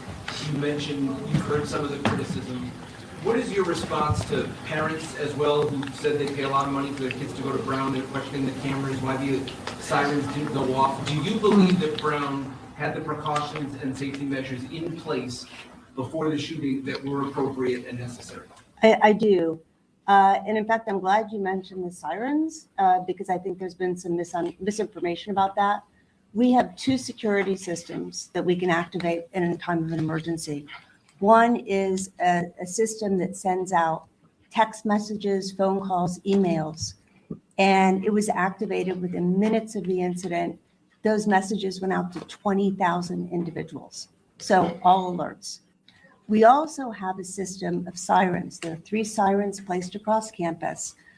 Those get activated when there is a broad scale emergency and we want people to rush into buildings. In the case of an active shooter, activating that system could have caused people to rush into Barris and Hawley. So that's not a system that we would ever use in the case of an active shooter. So, Just to follow up, it does say on the website when it was launched that it is for an active shooter. it depends on the circumstances and where the active shooter would be, but you don't want to ever get people rushing into buildings that might be the site of an active shooting. That's it. That's my understanding. Go ahead, sir.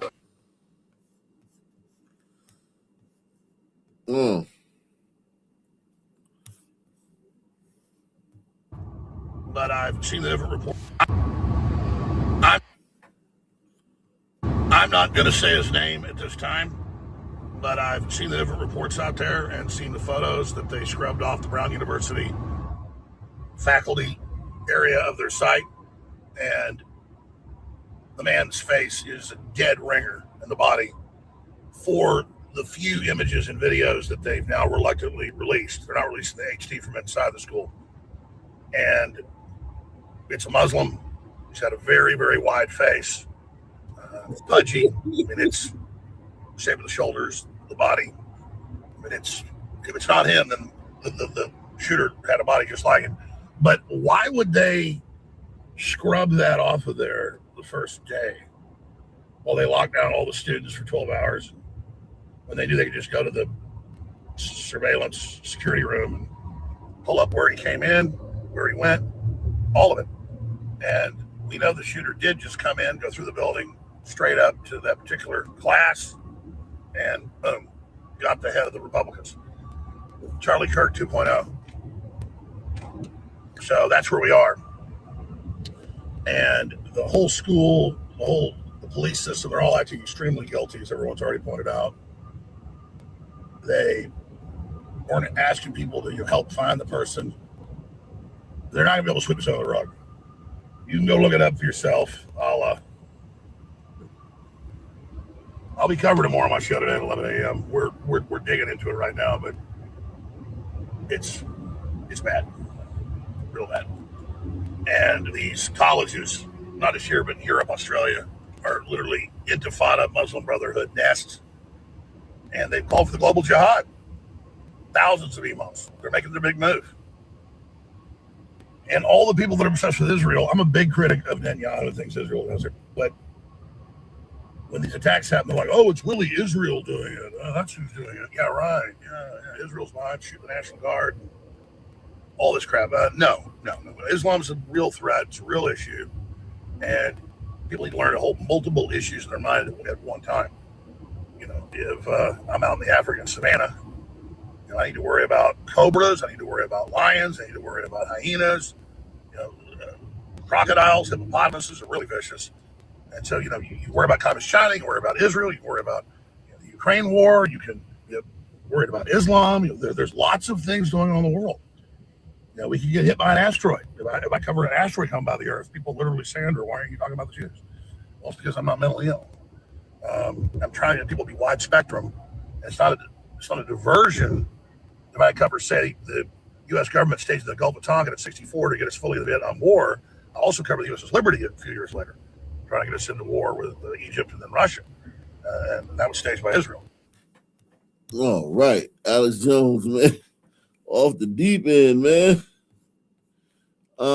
Let's see what else is going on, man. Let's see what else is going on in the country, man.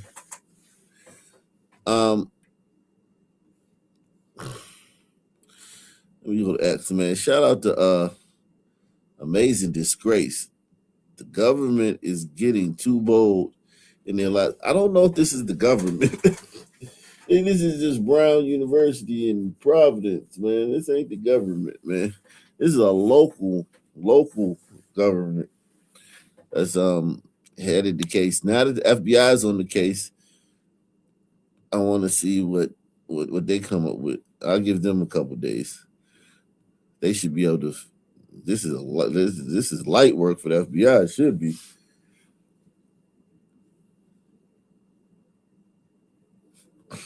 Providence police releasing this enhanced photo. It is of a second person they say was in proximity to the person of interest. There is sure to be a lot of questions about this second person at today's briefing. We'll see if, as opposed in the past, we actually get any answers. Fox News correspondent CB So this was before the press conference. Joining us now is James Gagliano, retired FBI supervisory special agent, along with Stuart Kaplan, former FBI special agent. Now, a lot of attention today was given to this second person caught on video. The second person that you want to talk to, can you drill down at all on any interactions that you believe you may have had with the main person of interest? Do you believe he talked to him? How close was he to him? Any interactions? What can you tell us? We feel that we need to speak with them to find out what because videos don't speak. If you think about it, I wish the video could speak, and then I'll have the answers that we need to, so that we can continue on this investigation. Again, I wish the videos could speak. We're trying to get those answers. Okay. We wish the videos could speak. James, strange answer, but what are they looking for here? Yeah, Laura, I share your confidence that they will find this guy. It's only been 4 days. It took 5 days to get Luigi Mangione, about 3 days to catch Tyler Robinson out in Utah. And you remember the Koberger murders out the Idaho kids? That took 6 weeks. I also share your feeling of it defies credulity how we can be so poor at messaging these days. I don't understand why we're not still treating this as a potential terror attack. If that happened, then the FBI would be in charge. You'd have one lead. The Providence Police Department, Laura, has only 500 sworn members. 500. It's a tiny campus, Brown. It's a quarter of a square mile by a quarter square mile. It's a postage stamp. But there are 800 security cameras on that campus. I can't understand why we don't have better video of this, and I don't understand, to your point, why we're holding press conferences not to put out any actionable information. Stuart, they also apparently still don't know, which again is mind-boggling, but you're the expert. They don't know how long exactly the shooter was in the building. Is that odd? Well, let me say at this stage of the game? Well, Laura, let me tell you what's odd. What is odd is when you have a police chief that is flanked by politicians from day one, when you go back to the first press conference and you see the political leaders basically hijacking a press conference where parents who are all over the United States concerned about their loved ones and their children and just the safety of the general public, and you basically have the mayor and the president of the university basically can't answer a logical, rational, reasonable, common sense question. That to me signals this is a circus-like environment. Also, I have to tell you, Laura, when you make mistakes early on, that has a cascading impact on the progression as to what. Great point. Things usually end the way they begin. That's a rule of life, the law of the jungle. Things usually end the way they begin. You know, like a baby. A baby is born, can't talk, don't got no teeth, shitting on himself. That baby lives to be 100 years old. He ain't gonna be able to talk. He ain't gonna have no teeth, and he gonna be shitting on himself.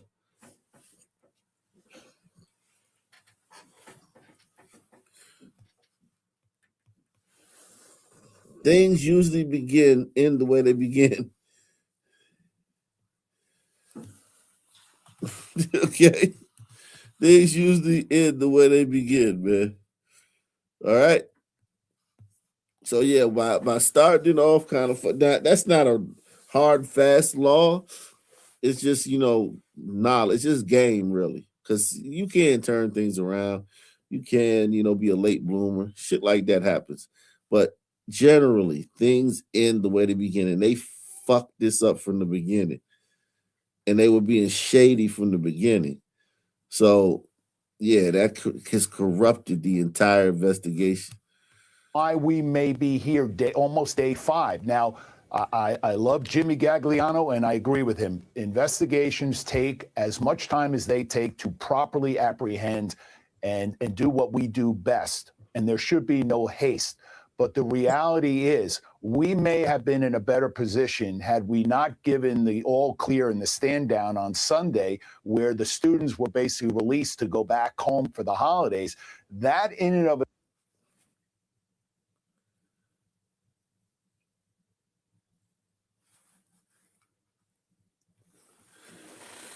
Them shoulders. Yeah, those shoulders are identifiable. And those short arms, little short arms. This dude don't have no black in him, man. He's a motherfucking he's not like he's not a San Brito or some shit like that. Or a fucking, black Arab. This dude is like, yeah, I think black's off the hook. He don't have his arms are too short. Some man arms come down to his fucking knees, man. Itself is reprehensible and raises to the level of complete incompetency. Now, again, you have the political leaders that are basically driving the narrative. And you look at the police chief, he's shell-shocked. He doesn't want to be in front of that podium, but he doesn't. But he's there because the mayor is pushing him in front of that podium. And that, to me, is disgraceful and unforgivable. It does a disservice and erodes the confidence that we should all have in our local, state, and federal partners in the law enforcement community. Yeah, Brian Yanis just interviewed the police chief who confirmed that the Brown University PD car that was referenced in that Q&A late today did not have any dash cam. This is the police car that the suspect walked nearby, and there was no camera in there, which I guess for a campus, maybe that's not unusual. But I want to go back to what Stuart just said, because I do believe, and I wondered the same thing, whether this got political really fast with this mayor who came out and seemed to, I don't want to say he enjoyed the moment. I don't think that's fair. But again, it's not political. This is an investigation. This shouldn't be political. It shouldn't have political implications.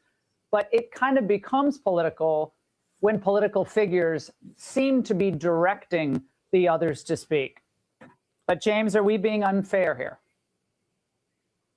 No, I don't think so. And Laura, I'll put my second hat on. I'm a recovering politician. I served 2 terms as the mayor of a small upstate New York village. I understand the need for politicians to gravitate toward the cameras. The problem is it doesn't help. And when you hold press conferences and you have the mayor speak, the provost speak, you have the president of the university speak, then you have a city councilwoman speak, then you bring up the attorney general, it's not advancing the ball. 2 things are going to make this case, Laura: forensics and crowdsourcing, doing exactly what you're doing right now with those still images from the videos. Crowdsourcing and forensics are going to solve this case. Stuart, people were, looking at the police kicking around the snow there. But that's what they have to do. Time did pass. What were they kicking that for? So they're having to look through the snow to find. Jesus Christ, man. What are your thoughts, man?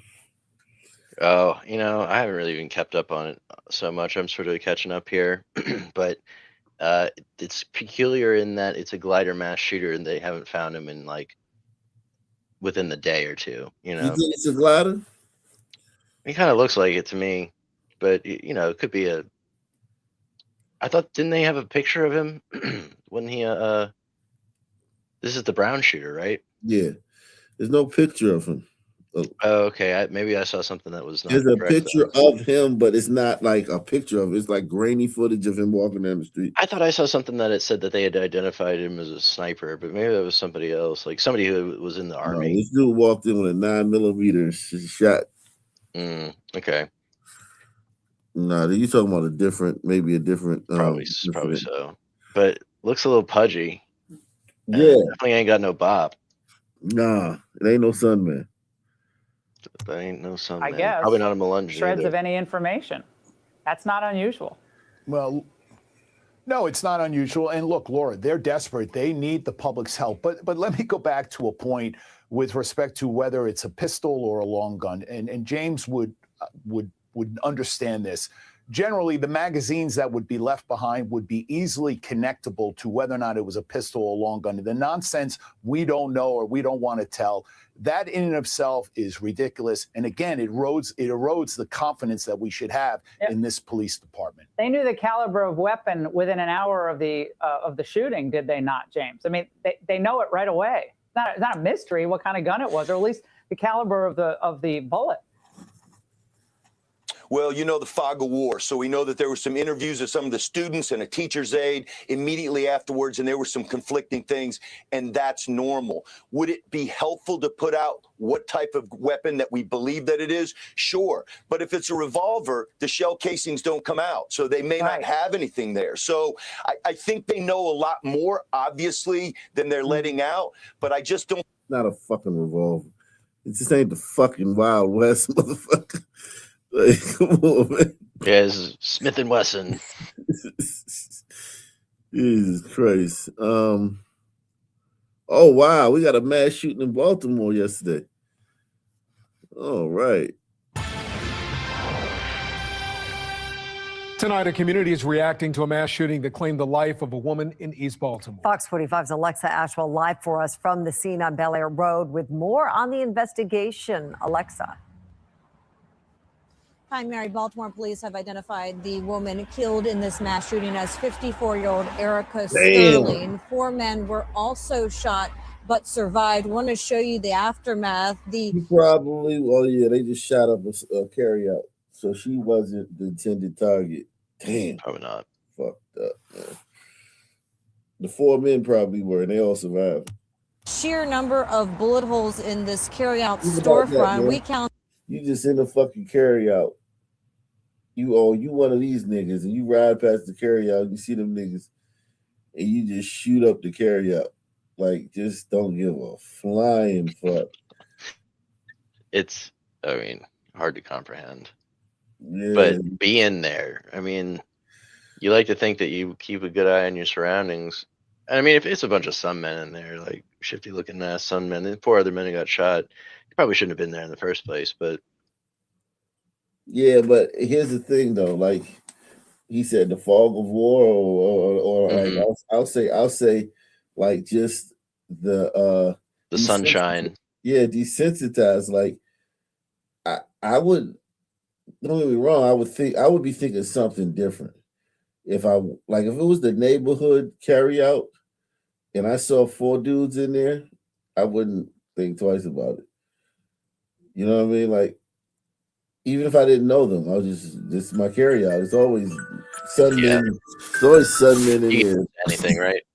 It's always like sunmen outside the store, sunmen on the avenue when you're walking down to the store, sunmen in corners, sunmen they're everywhere. You know what I mean? And it's not, you're not going to be alarmed by seeing some sunmen. So I'm about to move back to New Orleans. Oh And, wow! Yeah. For good, like to live. Yeah, definitely. Yeah, And okay. you know, looking at a new job. And, Oh wow, that's awesome. And I'm just thinking about how many times like I was out different places in New Orleans where exactly the sort of thing, you know. I mean, I say that I wouldn't be there, but I've been there plenty of times. Yeah, they're everywhere.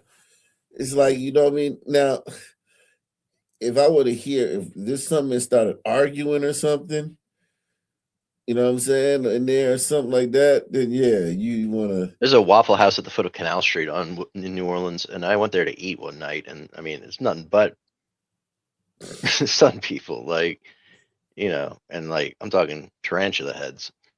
Yeah. Yeah, definitely, man.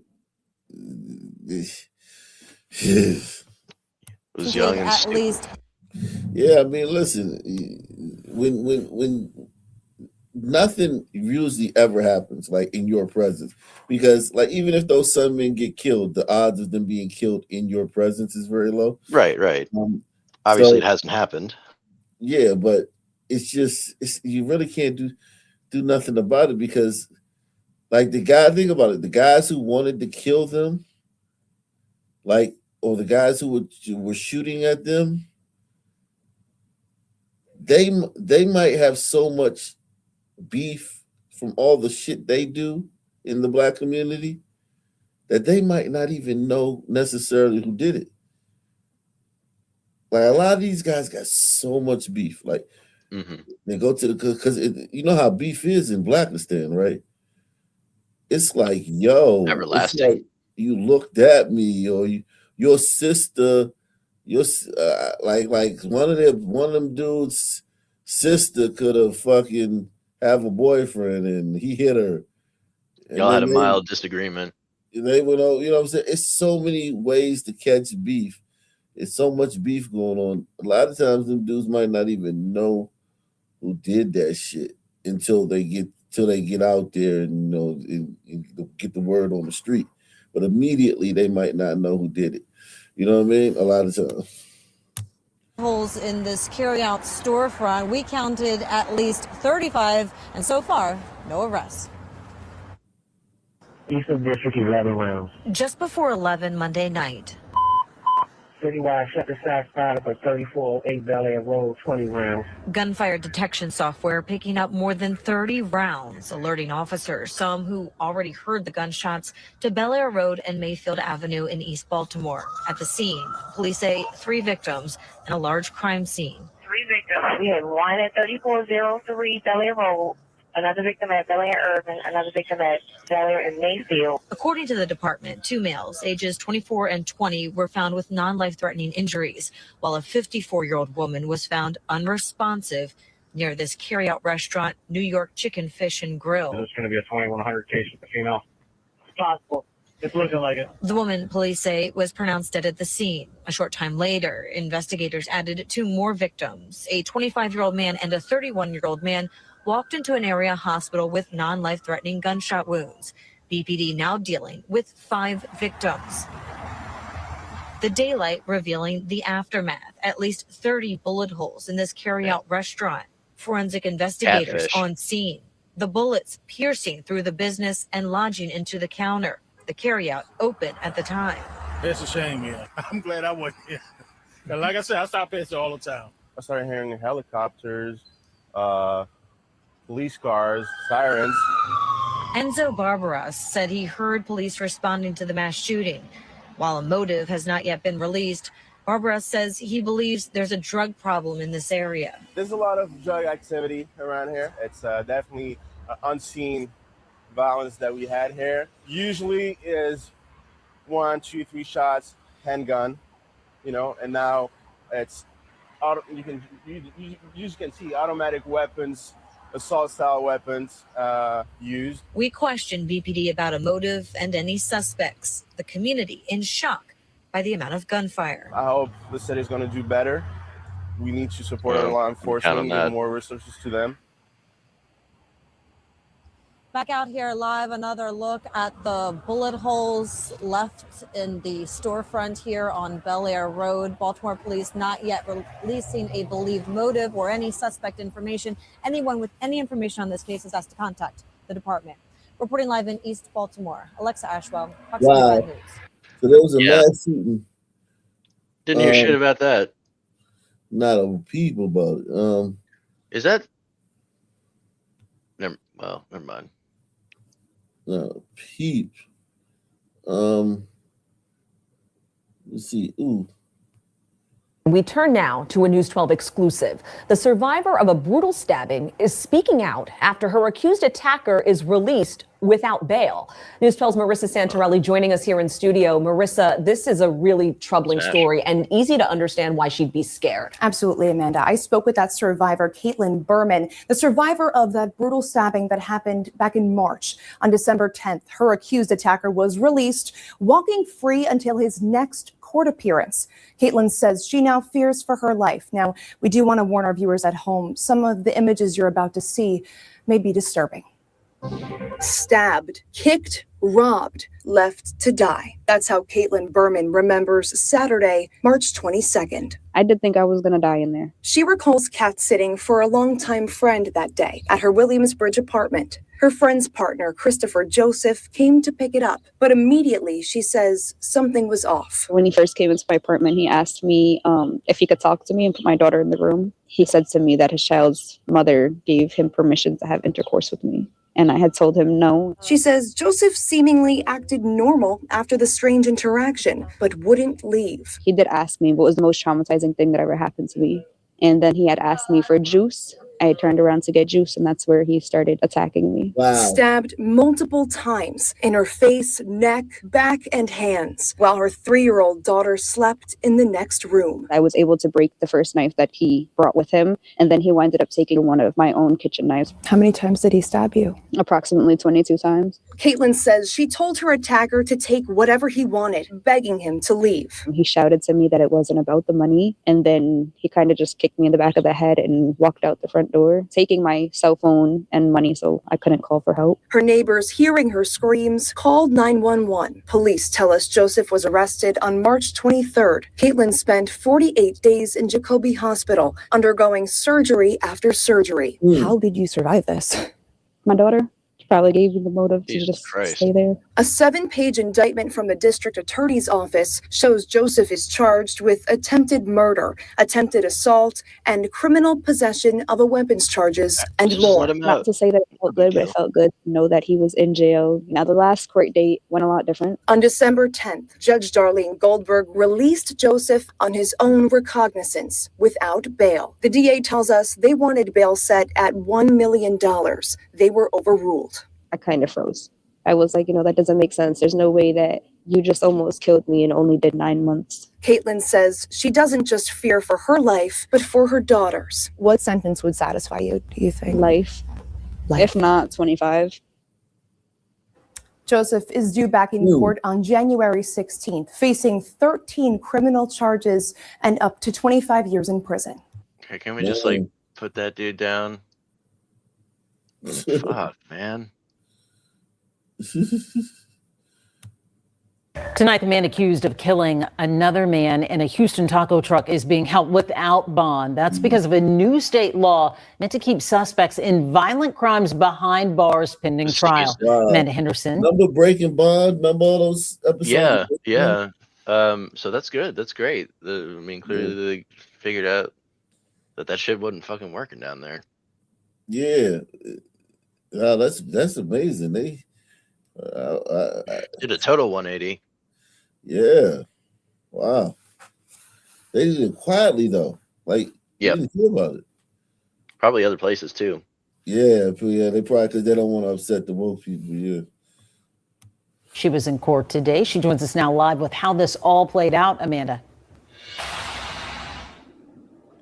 Yes, well, everything went down in about 90 minutes, Mia, and this new law that was approved by the voters, it's an amendment to the Texas Constitution allowing judges to deny bail for certain violent offenses, such as murder, which is the exact charge in this case. A Harris County judge dropping the hammer on Angel Adonis Saldivar James, the 24-year-old facing a murder charge, denied bail under a new amendment to the Texas Constitution. This is the first hearing that we've had in Harris County. The voter-approved change allows judges to deny bail to those accused of specific violent offenses, such as the charge Saldivar James faces, murder. He's accused of shooting and killing Yadua Barraza Hernandez last week. The people of Texas are sick of turning on their TVs every night and seeing that innocent members of our community have been taken from us. In the bail hearing, we heard from 2 detectives, saw surveillance video, and watched clips of the interrogation. Saldivar James is seen laughing, showing a detective where he allegedly carried the murder weapon. His defense team commenting today after the hearing. Well, obviously, I didn't like it very much, but at the same time, we don't know the facts and circumstances surrounding that interview. If you noticed, and in public record, you see him with some sort of injuries on his face. We don't know if those impacted him in any way. Jose Julio Vela Jr. is talking about these marks seen in Saldivar James's mugshot. He argued due to his client's ice hold, he was not a flight risk. There's an ice hold. He's not going to be going anywhere. He's going to be sitting right here in Harris County Jail until this case is complete. The state argued otherwise, the judge ultimately siding with them, invoking 11D for the first time. Our bar is clear and convincing evidence to show that somebody is a threat to the community. And we can show that not just with the history of the defendant, not with just proof of flight in other instances, but also the nature of the allegations themselves. And one of the detectives who testified today was actually in the interrogation when he says that the suspect did admit to knowing there were issues with his immigration status, as well as recognizing that people who are undocumented can neither buy nor be in possession of a gun. We're live in Houston. I'm Amanda Henderson, KHOU 11 News. With today's court proceedings. Amanda, thank you. Wow. Oh well, brazen In murder. Montgomery County, 2 teenagers are facing murder charges in a brazen killing, and authorities say they're still searching for a third suspect considered armed and dangerous. Prosecutors say the suspects and the victim were connected to rival gangs. Our Chris O'Connell explains how the investigation zeroed in on a revealing social media post. The Montgomery County District Attorney says 19-year-old Hamad Boyd was killed by members of a rival gang. Tonight, 2 of those suspects are in jail. A third is still on the run. Family members say 19-year-old Hamad Boyd was trying to change his life and do better things. But on November 30th, he was gunned down on the 1000 block of Powell Street in Norristown. Boyd was pronounced dead after detectives recovered 45 shell casings from the crime scene. Today, investigators announcing the arrest of 18-year-old Mark Fields and 17-year-old Theodore Adams on first-degree murder charges. A third man, 20-year-old Zakir Washington, is still being sought. Investigators say the trio are part of Norristown's 1200 gang. They say this is Washington and the other suspects just 2 days before the murder, posting on Instagram with a Glock 19 with a caption threatening the rival, the Av gang. Detectives believe Boyd was connected to that gang. The account was deactivated within hours of his murder. Tonight, Fields is in the Montgomery County Jail with no bail. Adams was arrested earlier today in Newark, New Jersey. As for Zakir Washington, if you know his whereabouts, you are asked to call the Norristown Police Department. Chris O'Connell, Fox 29. Wow, what do you think, Hot Black? Oh, Hot Black gone. Hot Black gone, man. Let's keep it moving. Let's keep it pushing. Mom wants answers after fatal crash involving a minor. Ugh.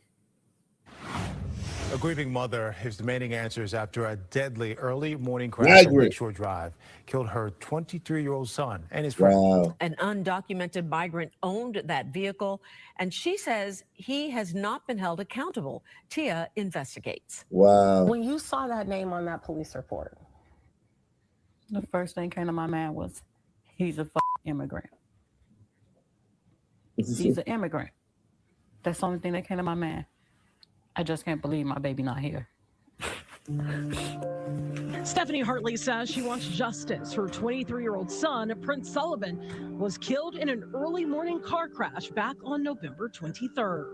Just woke up coughing, and I didn't know why. I just couldn't take it. I just got up, and something drove me to 39th, where the accident was. Like, looking at the tires, I felt that was my baby car. This is video from the scene. Sullivan was out with his high school friend.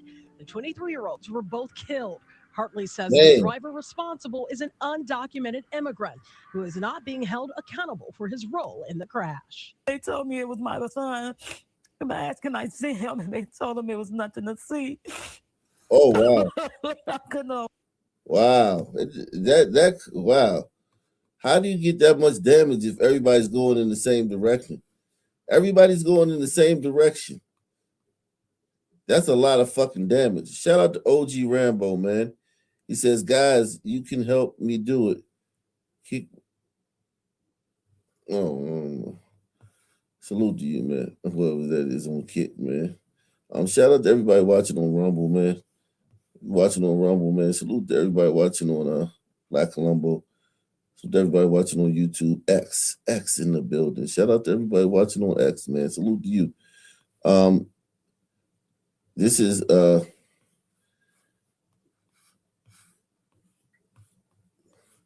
my baby. I couldn't do nothing for my baby.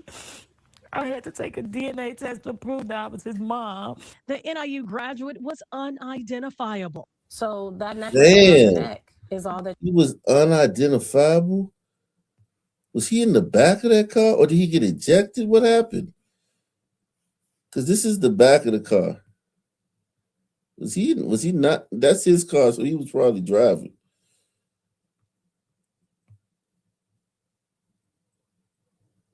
Okay, that's the front. Oh, the front and the back. Okay, he must have spunt out and hit the divider.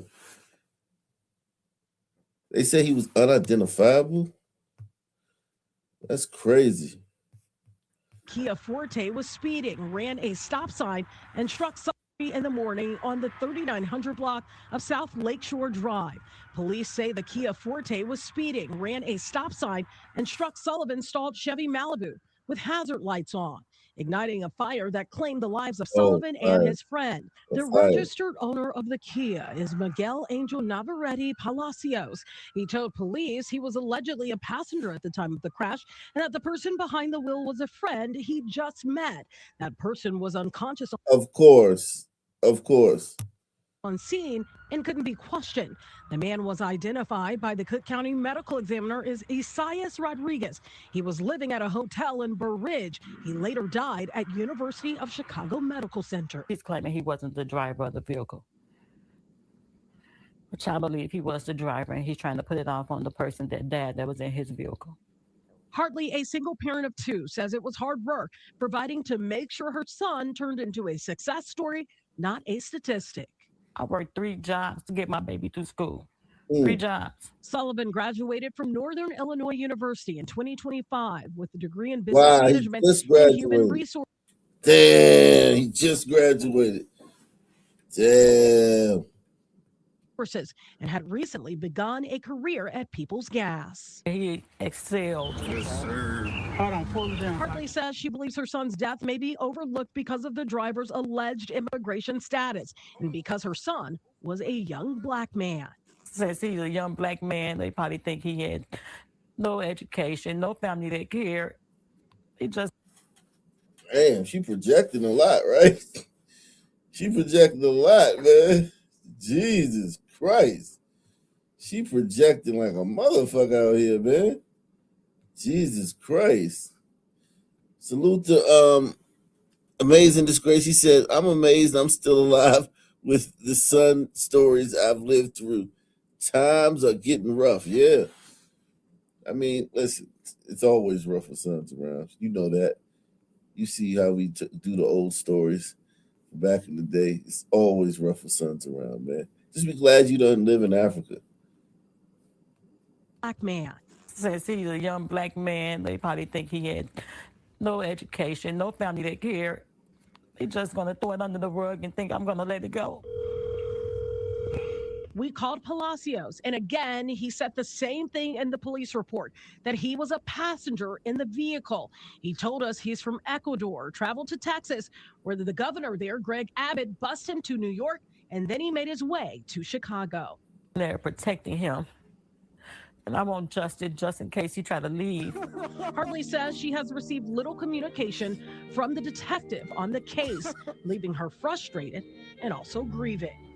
The detective don't even call, don't reply back. It hurts because why is he getting a slap on the wrist and my baby's not here? Again, EMTs with Superior Ambulance witnessed the incident and stated that Palacios' vehicle caused the crash and fire. Palacios is insured through Kemper Insurance, which provides coverage to undocumented drivers. The Department of Homeland Security has been contacted. They haven't gotten back to us, but the Illinois Secretary... They provide insurance to undocumented drivers. Oh, God. Jesus Christ. Jesus. Fucking A, man. What the fuck? The man who went on a deadly shooting rampage through Philadelphia's King Sessing neighborhood back in 2023 is sentenced to decades behind bars. Kim Brady Carricker opened fire on a street corner on the evening before July. Yeah, this guy's a transgender. This was completely random. He just was shooting anybody. This guy, he killed another kid at a carryout. Just random young dude, just randomly mowed him down. And then this guy's transgender. He was a transgender back then. I don't know what he is now, but is sentenced to decades behind bars. Kim Brady Carricker opened fire on a street corner on the evening before July 4th, spraying at least 50 bullets in all directions. Today, loved ones of those he killed were in court hoping to see justice served. It is Wednesday night, and the big story in Action News is a prison sentence that'll keep an admitted mass gunman behind bars, likely for the rest of his life. Kim Brady Carricker pleaded guilty to 5 counts of murder for a crime spree that spanned 2 days. Carricker was sentenced to 37.5 to 75 years in prison. And while some loved ones of the victims hoped for more, prosecutors say at the age of 43, Carricker will likely never see freedom again. Action News reporter John Paul is live in Center City tonight with more. John.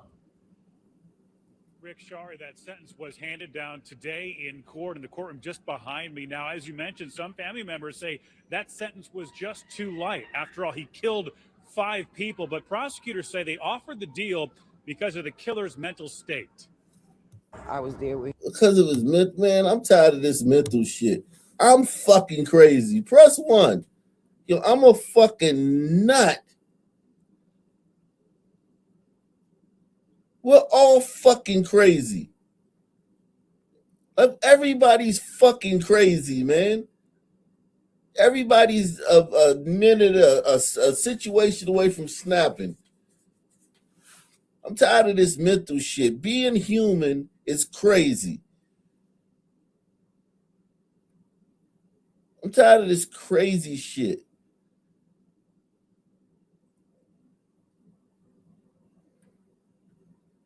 Why didn't he? It's plenty of drug blocks. Philly got plenty of corners with 10, 20 fucking son men standing out there. All of them convicted felons, crazy psychopaths. Why didn't he run up on one of them blocks and just just start shooting them? Why did he shoot a bunch of innocent people that wasn't suspected? Because he's not fucking crazy. He's smart as a motherfucker. He knew not to fucking run up on one of those fucking corners in Philly and start shooting at the thugs. He targeted people who he knew weren't going to be aware, wouldn't be able to shoot back because they weren't going to be aware or ready. And now he gets to say, "Oh, I'm crazy. I don't even know. I'm crazy." No, motherfucker. You fucking conniving mastermind. You fucking plotted and planned. This shit is so fucking infuriating, man. I'm crazy. Well, fuck you ain't. You ain't fucking crazy. You're a fucking genius. You're a fucking diabolical madman. You're a fucking mad scientist. Many fucking thug corners there are in fucking Philly. This motherfucker chose to fucking shoot people sitting in their cars and people, just walking down the street randomly and shit.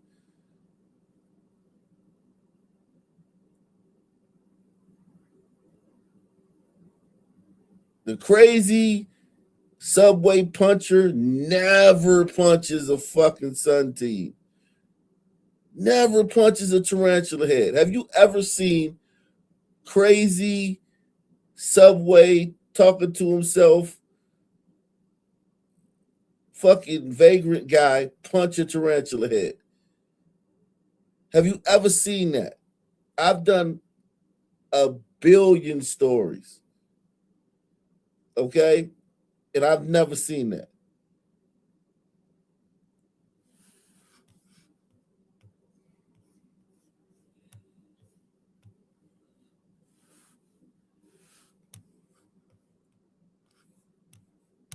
Prosecutors say they offered the deal because of the killer's mental state. I was there when he passed. I was there when he said his last word. I was on the ground with him. Odessa Brown was there when her 15-year-old grandson died on July 3rd of 2023. He was one of 5 killed in a mass shooting on 56th and Chester in Kingsessing. Today, she brought... Look at that, man. That fucker gets to say, gets to be in the courtroom looking all crazy and shit and wild-eyed and silent. And the judge is like, "Hey, man, he was crazy, so we got to give him a break." Man, fuck that, man.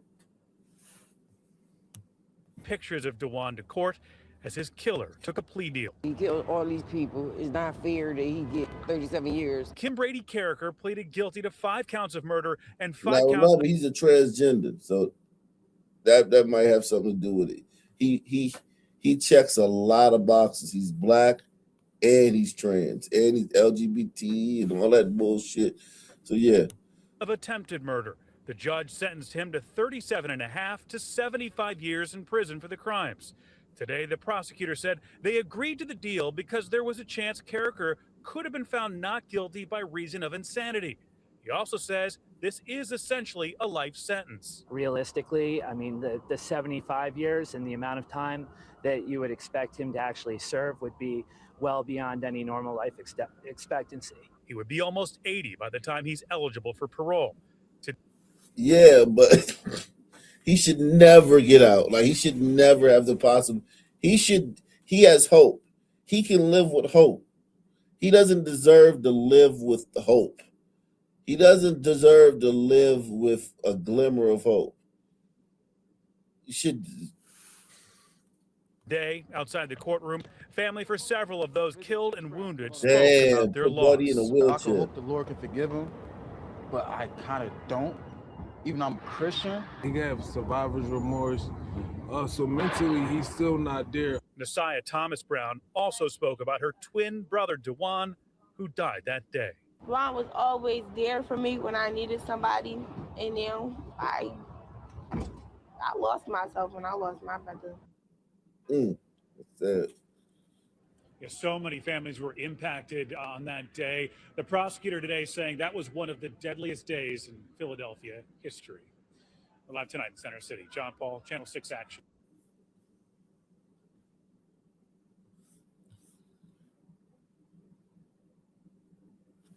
Damn.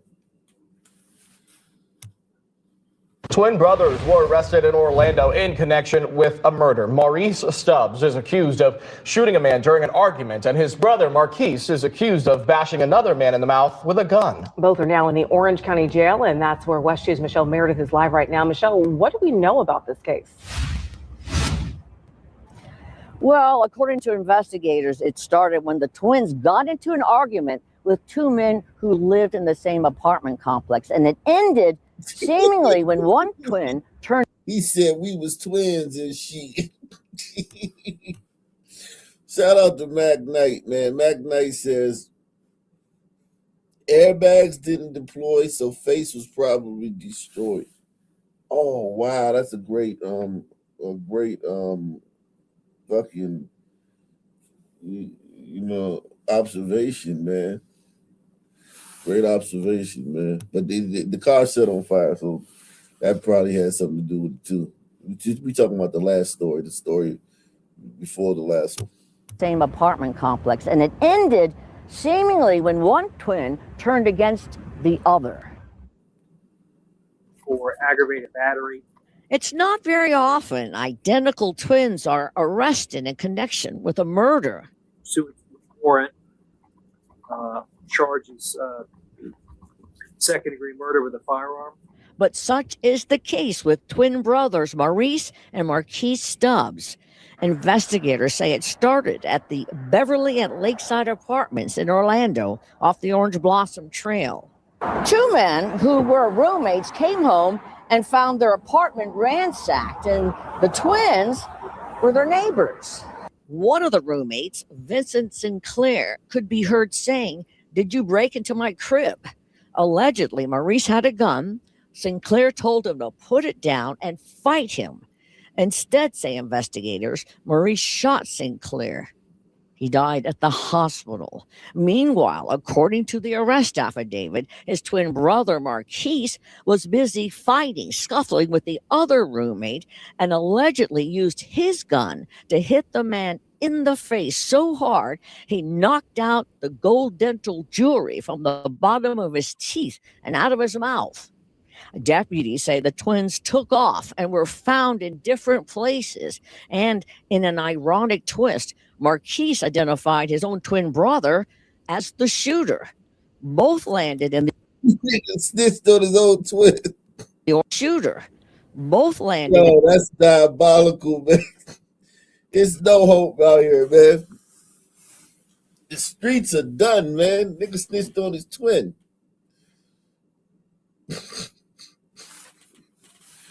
He snitched on his twin brother, man. Not that I'm surprised. I told you I know some brother that they weren't twins, but they part of a big family, and they were right behind each other. I know. I know that happened. Yeah. Brothers snitched on each other. Yep. One brother snitched on the other brother. Yep. Ratted on him. Salute the Mac Knight, man. What's cracking, man? What's your thoughts, man? I think the fat one snitched on the skinny one. Yeah, Marquise. Yeah, Marquise snitched on. Yeah, Marquise snitched on Maurice.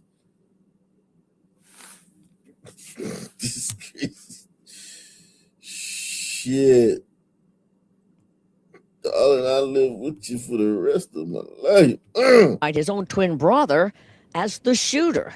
Both landed in the Orange County jail. Maurice facing the more serious charge of second-degree murder. I'll set the bond at $7,500.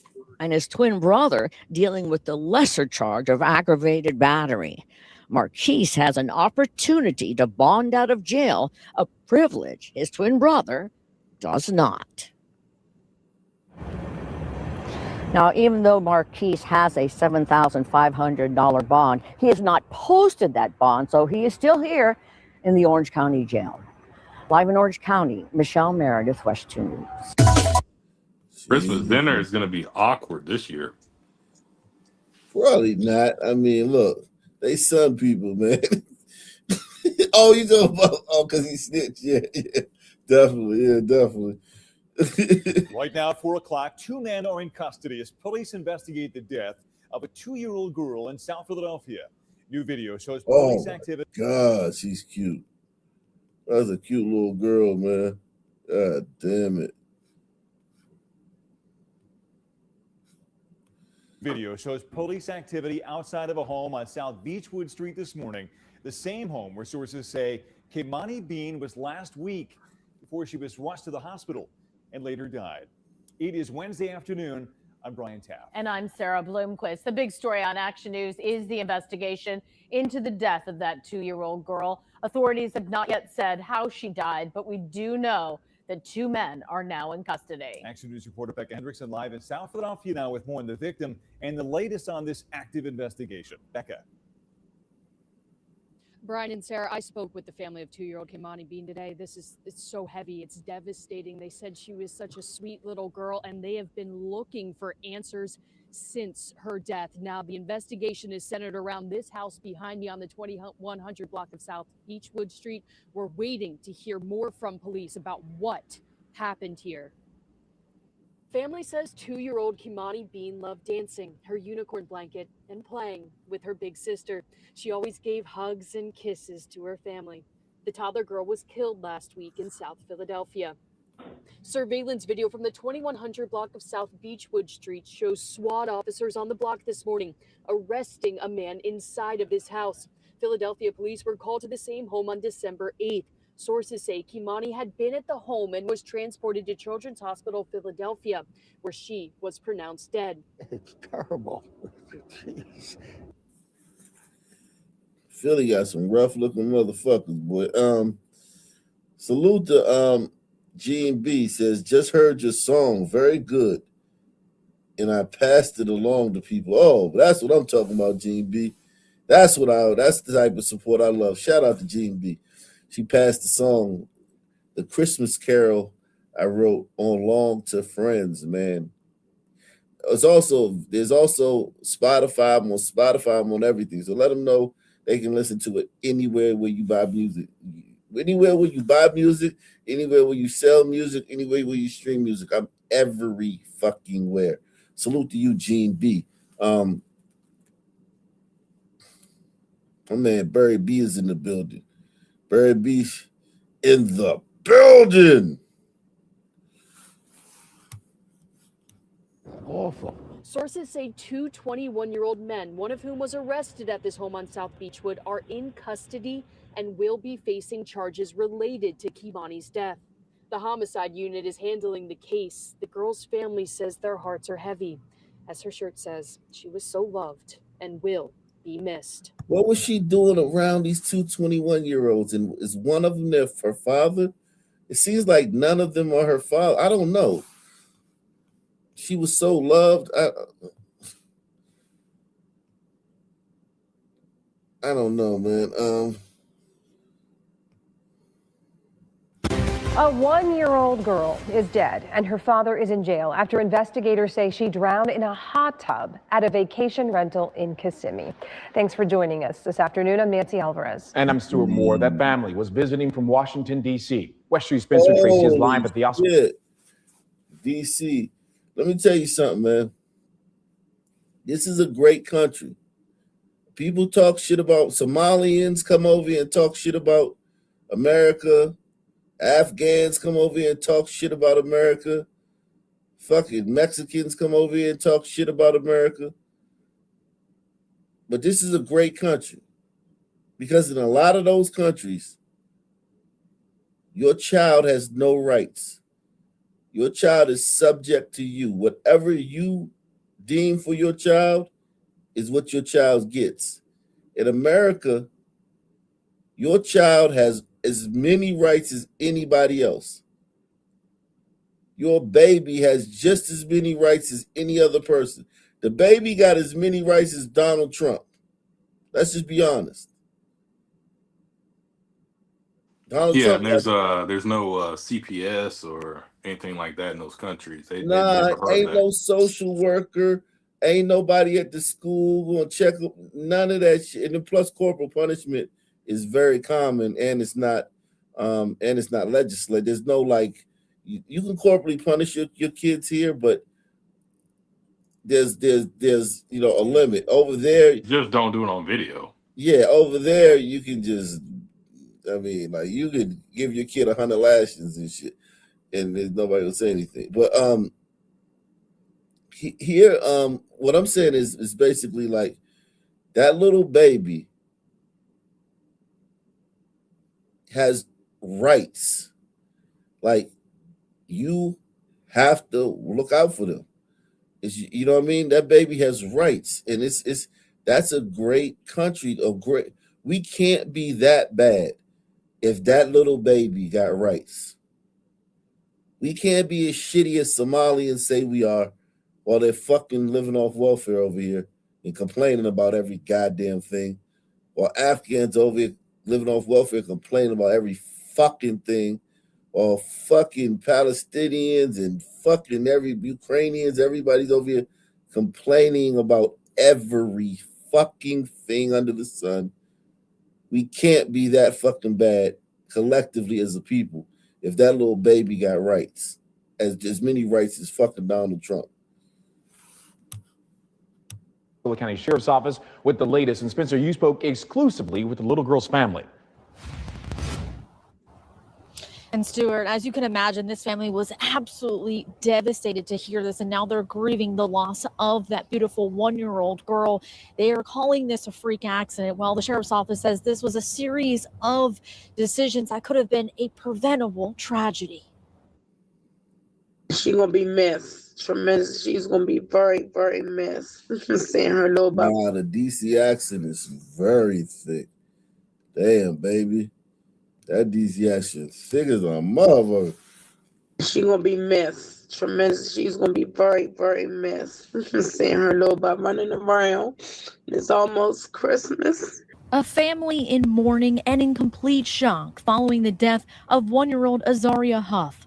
Osceola County investigators say she drowned in a hot tub at this Kissimmee vacation rental. It's very hard. Losing a niece in that way is very hard. And then I'm very hurt for my brother because he is just distraught. He is tore up. Her father, 33-year-old Renard Tyrone Huff, told detectives he'd been drinking and was holding his daughter in the hot. Oh my God. He was drinking and holding his daughter in the hot tub. Holy shit. Yo, when you a son, man, yo, and he younger,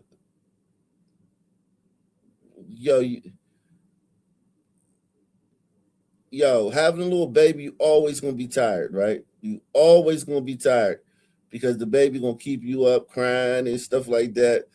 You always tired when you got a little baby like that, right? And I get it. But you add drugs into the mix, man. Some weed a drink could knock you out, especially when you always tired like that. A beer could knock you out for 5 or 6 hours. You know what I'm saying? Because you just catching up on all the sleep you missed this shit.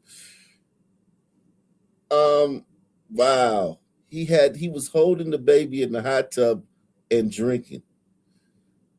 That is bananas, yo. I'm not even gonna lie, yo. That's bananas. Because I was wondering, like, why did he get charged? Like, because usually, you just say it was an accident and they'll let you go, then they'll investigate it. Like, they immediately arrested his ass.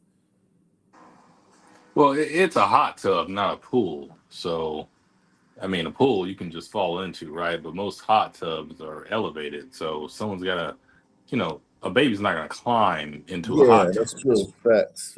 Or no, some of them are like same level as the surrounding. Like it may be elevated, but the ground is the way.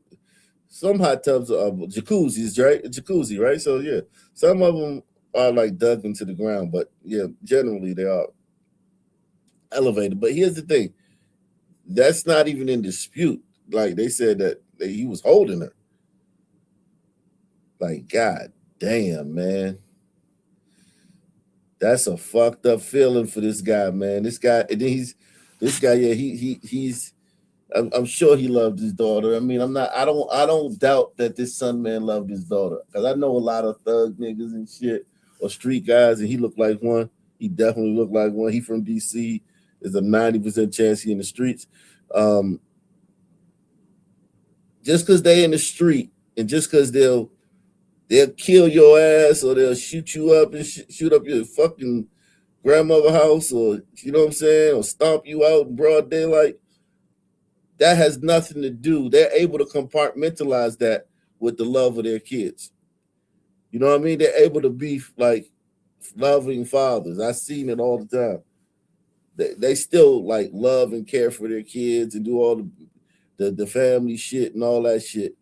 And they real good at that. So, some thugs are very good at compartmentalizing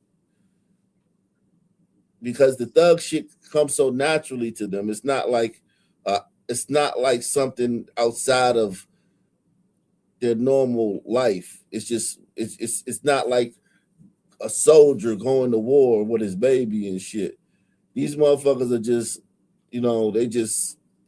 So I'm sure he loved that girl. I'm sure he's fucked up about it. I'm sure he's probably want to kill himself. He might want to kill himself. He might want to. No, I understand what you're saying. I just think generally speaking, some people don't understand threat analysis. They don't understand. They don't think past tomorrow or what could happen. You mean multiple steps? You mean multiple steps down the line? Yeah. Correct. Yes. Yeah. Like, yeah. I just, and listen. I could see what he was thinking. Like, yo, I'm gonna put the baby in and let her get in the hot tub. He probably did everything with the baby, and he might have just been like. But see, this is why. Listen, I'll tell y'all this story, right? I took my daughter down to the motherfucking creek because I wanted to get some water. I wanted to make a terrarium, a paludarium. So I wanted to go down there I took a bottle and I was going to get, some water, and I was going to bring it home and let it settle and watch all the little animal life that was microscopic life in there. So I was going to take my little son and my daughter, but my wife wouldn't let me take my son. She's like, nah, you ain't taking them down to the creek. So I took my daughter down there, right? The river, right? So we walked in, and in order to get to the river, there's like a place where you can go down. It's little different paths that people have like beat with their feet down into the river, right? And I walked down there before. This time we took a different path to get down to the river, right? And my daughter was like, she was very, very apprehensive, right? For some reason. This time. She loved adventure, but she was very, very apprehensive. So we walked down the little path, and then we're walking, and she's holding my hand behind me, and then boom, we just fell like about 6 to 8 feet into the creek, but it was like the shallow part of the river. It's the shallow part of the river, right? Boom. And it was like one of those little like metal like holes. I forgot what those are called. They're like sometime in the river. It's like a sewage. I guess it's like kind of like a drainage part. You know what I'm saying? A drainage tube or something. We fell right like by that. Yeah, we fell because I wasn't expecting it to be there. I thought it was just be a path, but that hole right there cut off the path. The hole where the drainage pipe was coming out of it cut off the path. So we just dropped, boom. We got all scratched up. My daughter was all cut up. I was all cut up and shit. She's like, Daddy, I told you not to do it. Why'd you still do it? And I was like, oh my God, I felt bad and shit like this. So we got home. We was all fucked up. I was like, God damn, we got to go hold your mother all scratched up and cut up. My daughter had, braziers all over her body. We was fucked up, right? And I was fucked up too. I was fucked up worse. I bruised my hip and I cut up all my shit. All of my hip and my arm, everything was all fucked up, right? But I couldn't act like I was hurt because I didn't want my wife to know how bad the fall was. We fell quite a ways, right? On the rocks. It'd be rocks. It was like we fell on all rocks and shit on like the riverbed and shit, right? I was walking there. I was in pain like shit, but I played it off, right? We got back. Oh my God, my wife was bad as shit, right? So it was like this guy right here, he's in trouble. You know what I'm saying? He like that mother is in trouble with her. He's in trouble with the law. This guy, my heart goes out to him, man. I'm seriously, man. My heart goes out to this guy, man. My heart goes out to this guy, yo. It is seriously, man. I'm not here to beat him up or, he's going through enough, man. This guy's going through a fucking enough, Jack. He's going through enough, man. Well, hang on, bro. My question is like, so he was in the hot tub with the baby. The baby drowned. We're gonna find out. I stopped it once they said that because it was so ridiculous that I had to stop it. Okay. We didn't hear the rest. Let's because he is just distraught. He is tore up. Her father, 33-year-old Renard Tyrone Huff, told detectives he'd been drinking and was holding his daughter in the hot tub when he fell asleep for 15 to 20 minutes. Holy shit. Oh, I knew it was that. So he could have died too. Exactly. That's why you don't drink in the hot tub. That's wild. Oh my God. When he woke up, he probably wanted to just kill himself. Because think about it, like it don't. No. He wakes up, she's floating. Oh yeah, definitely. That's what I said. Like soon as it's like it ain't no 30 seconds. That baby 10 seconds. That baby's not a human. That baby is a baby. 10 seconds. Yeah, he wakes up. He as an alcoholic, he wakes up, he looks around, where the fuck am I? Whatever, blah, blah, blah, blah. He probably didn't even think about the baby. He saw her floating, bro. Nah, he thought about the baby. I don't think he did. He thought about that baby. He thought about that baby. Trust me. He's a father. The second he woke up, he thought he remembered. Like his baby. No, he knew instantly, and he knew that it was. He had to go tell them. He call the ambulance, and they probably like what? Bro, she was floating. God damn. Yeah, but he's still gonna be like, call the ambulance. He's still like gonna try to hope and pray. You hoping it. He still had hope. Because you gotta have hope. You have to. In the foxhole, there's no atheists in the foxhole. Press 1. Deputies say the toddler was pulled from the water just after 3:30 Sunday morning, unresponsive. 3:30 in the morning, drinking with your baby in the hot tub. This story is getting wilder and wilder, yo. This story is getting, yo. The details of this story are insane, man. These are some insane details. I ain't gonna lie. The details are bonkers, my G. Whoo. Yeah, I ain't gonna lie, man. Whoo. Warm water makes you sleepy. It makes adults sleepy. Warm water makes adults sleepy too, not just babies. But hang on, let me back up real quick. So, she was pulled from the water at 3:30. 3:30, right? Hello? 3:30 a.m. Yep. All right, so 3:30. He woke up 15 minutes later. So by that math, no, he probably pulled her from the water. So he probably was in there probably. Oh like yeah, he definitely pulled her from the water. When did he fall asleep though? Probably 3 o'clock, 3:10 or something like that. When the second he woke up, he pulled her out of the water. Why was that baby even out of bed at 3 a.m., man? Well, babies wake up. Well, here's the thing. All right. Now, I'm not. Why was that baby in the hot tub? Crazy. But why was that baby out of bed? Shit. Baby wake up at 3 o'clock in the morning. You gotta pick him up and walk around with him. You gotta you gotta walk around. You gotta try to get him back to sleep. Baby being up 3 o'clock in the morning ain't nothing, man. They gonna wake up. You never gonna get no sleep, man. When you got a baby, man.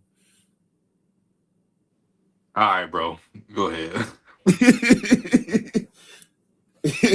But I'm not saying go to the hot tub and shit and drink a beer. I'm definitely not saying that. I'm not saying get in the hot tub and fucking crack open a fucking bottle of E&J. No, I'm not saying that. But yeah, you gonna have to get up, walk around, bounce them, anything to get them back to sleep so you can sleep. I mean, earplugs. You can't even sleep in a bed with the baby awake. Here's the thing about it. Bro, I'm a gunslinger, bro. They make earplugs, man. Make sure the baby's breathing, and then put them earplugs on. Whatever. Nah, bro, you can't even. No, I can't even sleep in the bed with my kids because I have a CPAP. Because the CPAP makes me sleep so hard that I could possibly roll over onto them. So when they was babies, I couldn't sleep in the bed because if I could roll over on them and not know. And when you roll over on a baby can't be like, yo, hey, get the fuck up off me. And if you knocked out, you're not gonna be able to know that you on top of the baby. I feel you, bro, but like a crib is a thing, right? Like they don't sell cribs no more? Some babies, my babies, they don't sleep in my babies sleep in the bed with the mother, man. The mother, my wife breastfeed them, so they. All right, bro. I ain't gonna fuck with you on this one. Yeah, no, I got you. Some people put their I know some people put their baby in another room and don't even respond when they crying. Like if the baby cry, they just ignore them. That's me. That's why. That's me. Shit. Yeah, now my babies. No, was me. No, shit. My babies don't. My babies ain't raised like that. My babies in the bed with their mother every night, man. And they're sleeping under. They sleep. My baby sleep on their mother. I'm not gonna dissect that, sir. Yeah. My son be waking up with a pamper the size of motherfucking goddamn sumo wrestler and shit. Because all he do is drink all night, drink milk all night. He just. So the wild thing, man, I was fortunate enough to one of my first memories was standing up in my crib, bro, in my own room You in an remember that? apartment. Wow. Yeah, it's wild. But anyway, yeah, go ahead, bro. That's bananas. I don't remember shit bad. I don't even remember 5 and 6 like that. I ain't even gonna lie. I bet I got like a few memories from Boston. A few memories from Boston because we moved from Boston when I was 6. We moved to DC when I was either 6 or 7, something like that. I think like 6 because I went to first grade in DC. So I would say we moved to DC when I was like 6. So yeah, I don't have like a lot of memories from Boston, and I was 6. That's crazy. You remember standing up in your crib? That's bananas, yo. Bro, I remember my first Christmas. I remember a lot of shit, bro. That's probably the reason why I'm an alcoholic. But go ahead, play the video. Yeah. I feel you. Spoke with Huff's mom and 2 siblings who tell me he was visiting from Washington, D.C. He's hurt me bad and he needed to be back here with us. The child was seen by the medical examiner who was able to determine the cause of death in this case was related to the drowning. Huff went before a judge Monday afternoon where he is charged with aggravated manslaughter. Detectives say Huff admitted alcohol may have contributed to him falling asleep and that he had also ingested 2 different narcotics before getting into the hot tub. Holy shit. I hope he wasn't doing it don't matter. None of that synthetic shit, man. Or no fucking PCP, man. Hope at least one of them was weed. It's gotta be weed, but what's the next one though? I'm wondering that. Yo, DC, even DC is either synthetic weed, it's either PCP, or it's some kind of pill, man. Xannies. Yeah, Xannies or perks. You know what I'm saying? Some shit like that. Children in water can be so dangerous, and the parent's job is to make sure that all eyes are on them, focused, not under the influence, so that they can keep their kids safe. The arrest report states he attempted CPR in the backyard while the child's mother inside the home called for help. Investigators say he could not explain why he took a 1-year-old child who could not swim into a 37-inch deep hot tub late at night. We feel bad for this mom and dad. We know they were devastated. They had another 6-month-old child there in the room with mom. Holy shit. So yeah, they not getting no sleep. They got a 1-year-old and a 6-month-old. They got Irish twins. Man, we gotta back up, man. So hot tubs, right? I love them, right? Been a lot of hot tubs overseas and stuff. A grown ass man cannot take that level of heat for too long. Like seriously, you will die. So, and who else thinks this nigga knew CPR? Stop. He was doing something. Here's the thing, though. Like, yeah, don't get me wrong.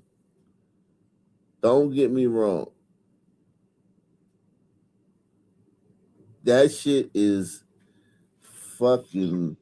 And make sure you hit the PayPal, Cash App, Super Chat. Support the channel, guys. Support the channel, folks. Pledge. Sponsor tonight's programming, man. Regular CPR. Oh, go ahead, bro. But yeah, baby CPR is different than regular CPR. Yes, you know that, right? Yes, it is. Yes, it's like it's a whole class, bro. Yeah, class upon a class. Like regular CPR is kind of easy. Like you might break a few ribs. That's what they tell you, but like baby CPR, man. I think the person will forgive you for breaking some ribs if you said it.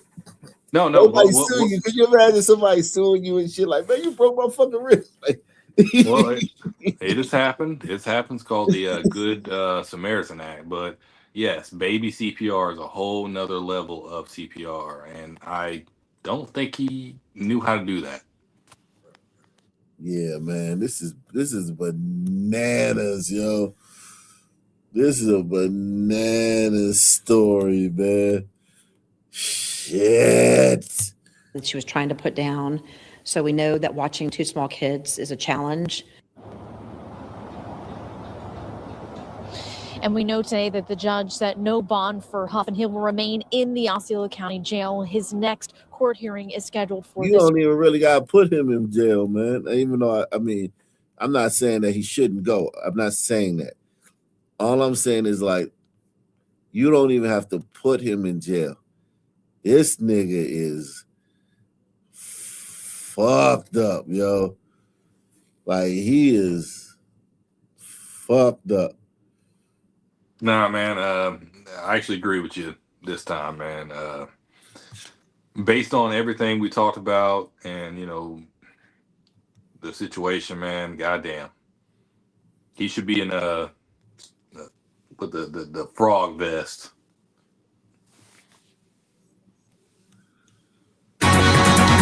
This is WFTV Tonight.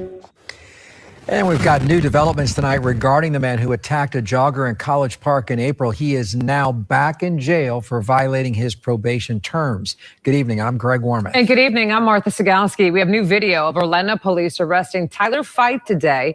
His original release was controversial, with some College Park residents saying he should have been released so soon on a plea deal. Channel 9's Ashland Webb joining us live right now. And Ashland, you learned in new documents why he's accused of violating his probation. Yes, according to these Department of Corrections records, he was a no-show for a psychological evaluation last Tuesday. This was a requirement for his probation. Many here tell me this is exactly what they were concerned about, him not following his probation orders. Yeah, he needs to stay there for a while. That's reaction from College Park neighbors after Tyler Fight was arrested for violating his probation Monday. I'm not being arrested. I'm on probation right now. About 3 miles from where the April attack happened.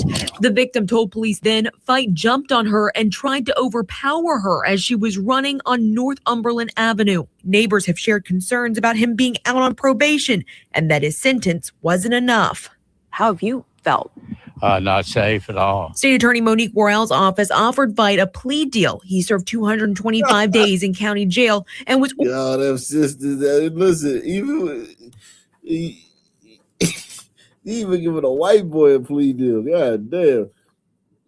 You would think that she would only do that for a brother, man. But she love all criminals, man. Regardless of race, man. Jesus Christ. Enough. How have you felt?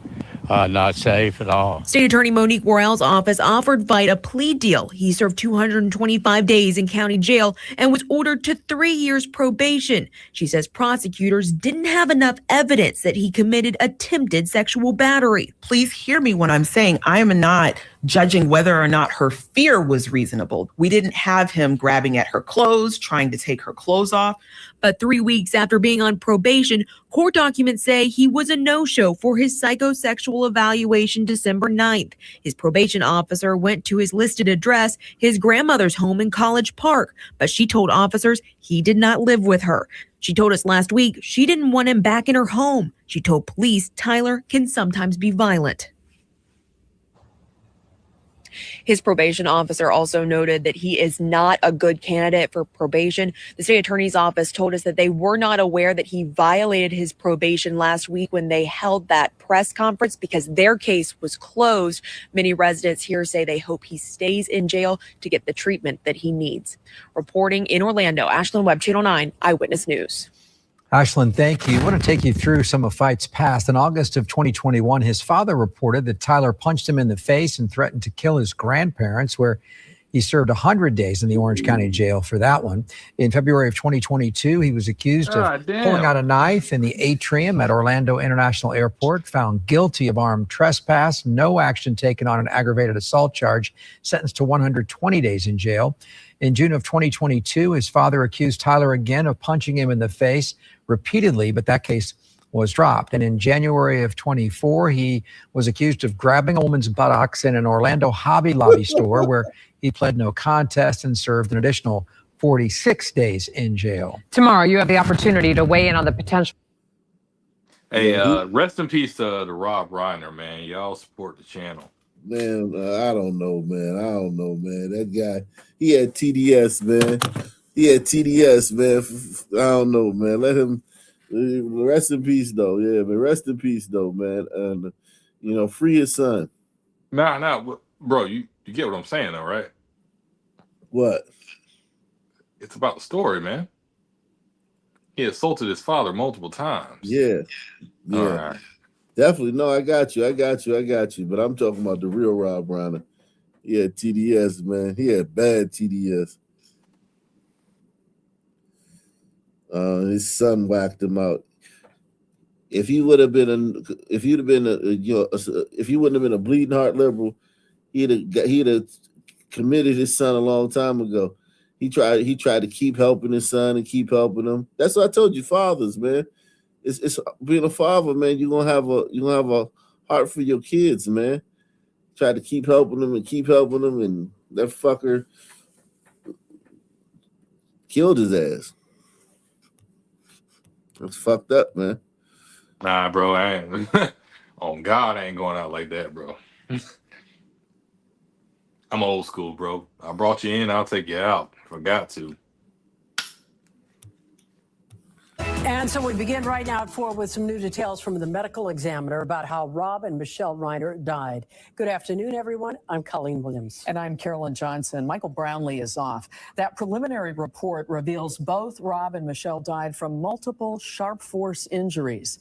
It comes just hours after their son, Nick, made his first court appearance charged in their murders. We are continuing our live team coverage right now. Camilla Rambaldi is live He's a in little spoiled little brat. He might kill himself because he going to the penitentiary. He's not even going to the feds. Like, he going to the state prison. But he even going to have to be an Aryan. He going to have to be a skinhead or fucking Aryan Nation, or he's going to be food. They might sell his ass. Well, he got a lot of money, huh? He's in PC, bro. He's too notoriety and whatnot. No, I'm not talking about right now. I'm talking about when he gets his sentence. I'm not talking about right now. Yeah, I know he's not in population right now, but when he gets his sentence, man, they're not gonna send him to no camp for butchering two people to death with a knife. No, hang on, man. If it was embezzlement, yeah, he might go to a camp or something like that. But this fucker's going to fucking nigger prison. His cellmate's gonna be like some nigga that like fucking shot up the wrong house. He would have did a drive-by, shut up the wrong house and killed like 4 fucking people and shit. I mean, he's a white liberal, right? His family's rich. He killed one of the great white liberals. They're not gonna feel sorry for him. He killed one. Can I finish, sir? You know, no. You can finish. You can finish, but you can't say crazy shit. I bet. So would it be more worth it to just fuck him, kill him, or extort his remaining liberal family who are going to get the inheritance? If he had access to it. Do you think he has access to the funds still? They do. His family. Okay, so his family does not have access to the funds. He killed both. Now, if he would have killed one, yeah, the mom would probably want to be like 3 siblings. Yeah, you think that he just killed both of their parents? Now, I get you. I understand what you're saying. Like, some families, there's always one person that'll come defend you, or one person.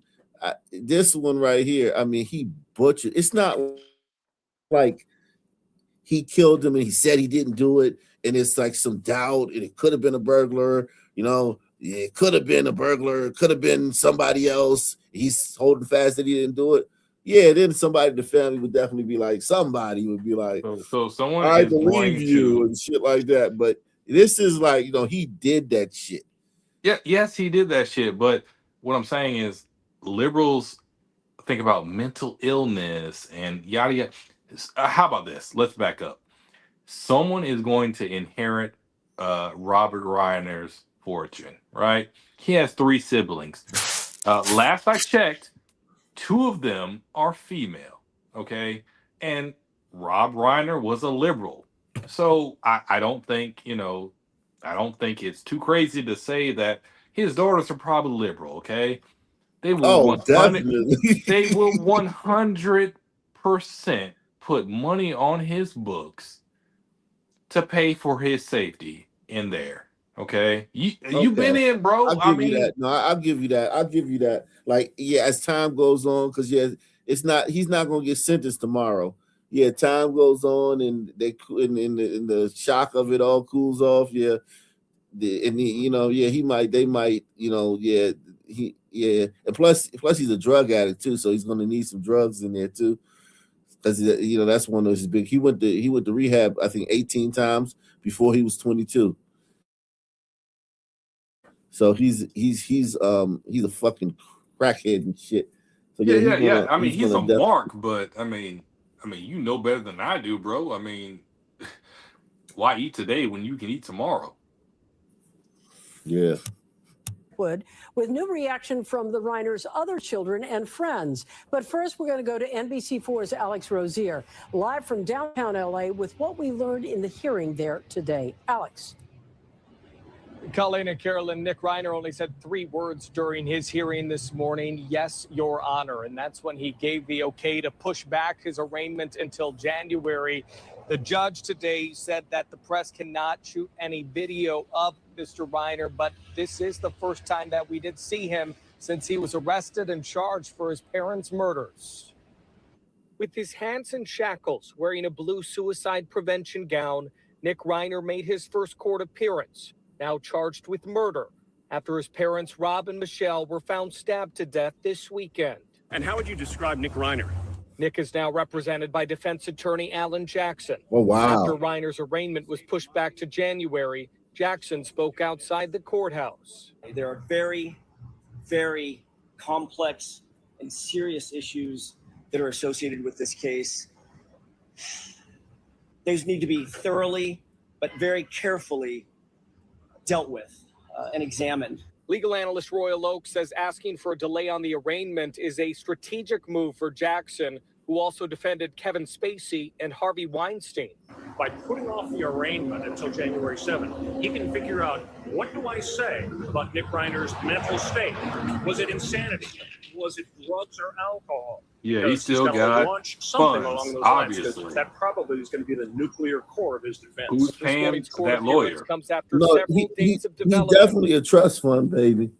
Yeah, who's He's paying the definitely a lawyer, trust bro? fund.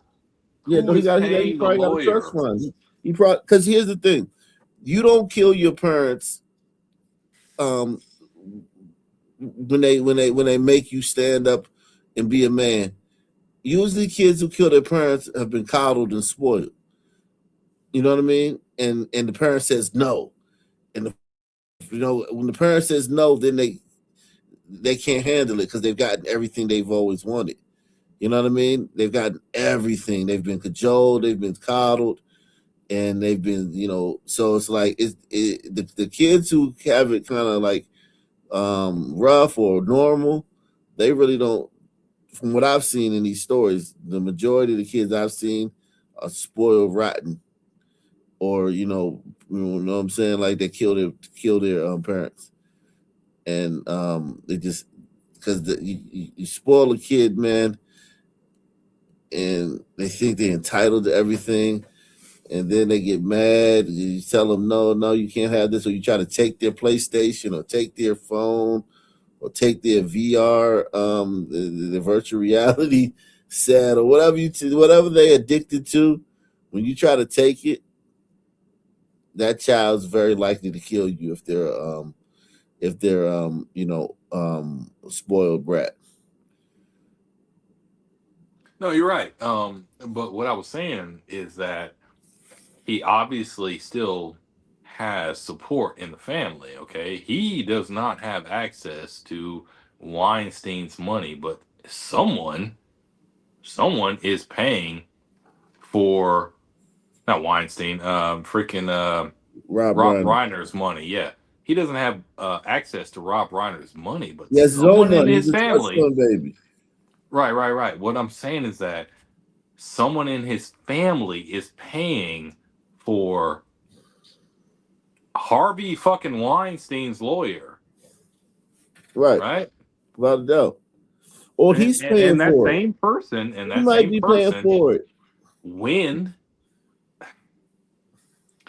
he's convicted, which he will be, obviously. Obviously. Yeah, come on, man. He's gonna be living like a king in there. Let's just not, man. He's gonna be living like a fucking king in there. No one's gonna touch him. It would be like if Donald Trump went to prison tomorrow. All right, no one's gonna touch him. Yes, he's food. He's weak, whatever. But he's got money. All right, he's got enough money to change enough people's lives to Well, protect I him on would the rather inside. have some guys in the penitentiary on. If anybody been to the penitentiary, come tell us your opinion on this. Because I just don't know if it'd be as sweet as you're saying it is, because he's going to like a state prison where the extortionists are going to be like this. They're not going to be like friendly and shit. Like they're not going to like be like, oh, thanks and shit. They're going to like force him to do that shit. He's a drug addict too, so he can build up a big drug debt. You know what I'm saying? And if the money's, I mean, it's a lot that can go wrong when you're addicted to drugs in prison. And Okay, the drug thing is an outlier. Yes, it is, right? Drug thing is a big thing. But if we're talking about like regular protection shit though, yeah, he'd be good. Drugs, I mean the money, the well might go dry. I don't know. But what I'm saying is if you're in prison, he's more valuable to you.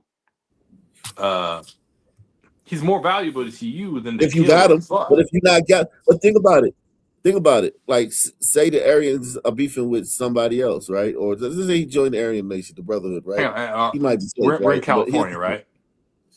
yeah, Are we exactly. in So he California? don't. Oh shit, never mind. Sorry, they got different rules out there. Yeah, they got crazy rules. But what I'm saying is like, he's also a valuable head to hit because he's getting all the stuff for the gang. Like, let's just say he's financing the war. He's the finance. You know what I mean?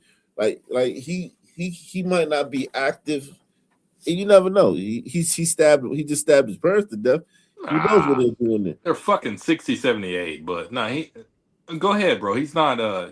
Yeah, but what I'm Yeah. basically saying is that like, if whatever gang he joins, the opposing gangs know that he's the one financing like the weapons and shit like that. You know what I'm saying? So it's like he's somebody that's good to get out of the way.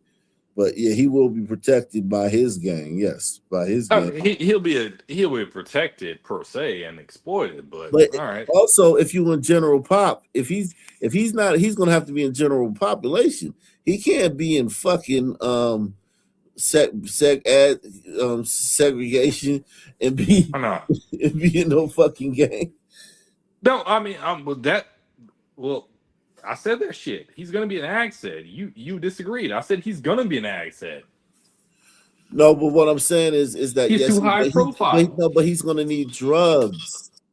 That's the thing. It's hard. It's harder to get drugs in that ward.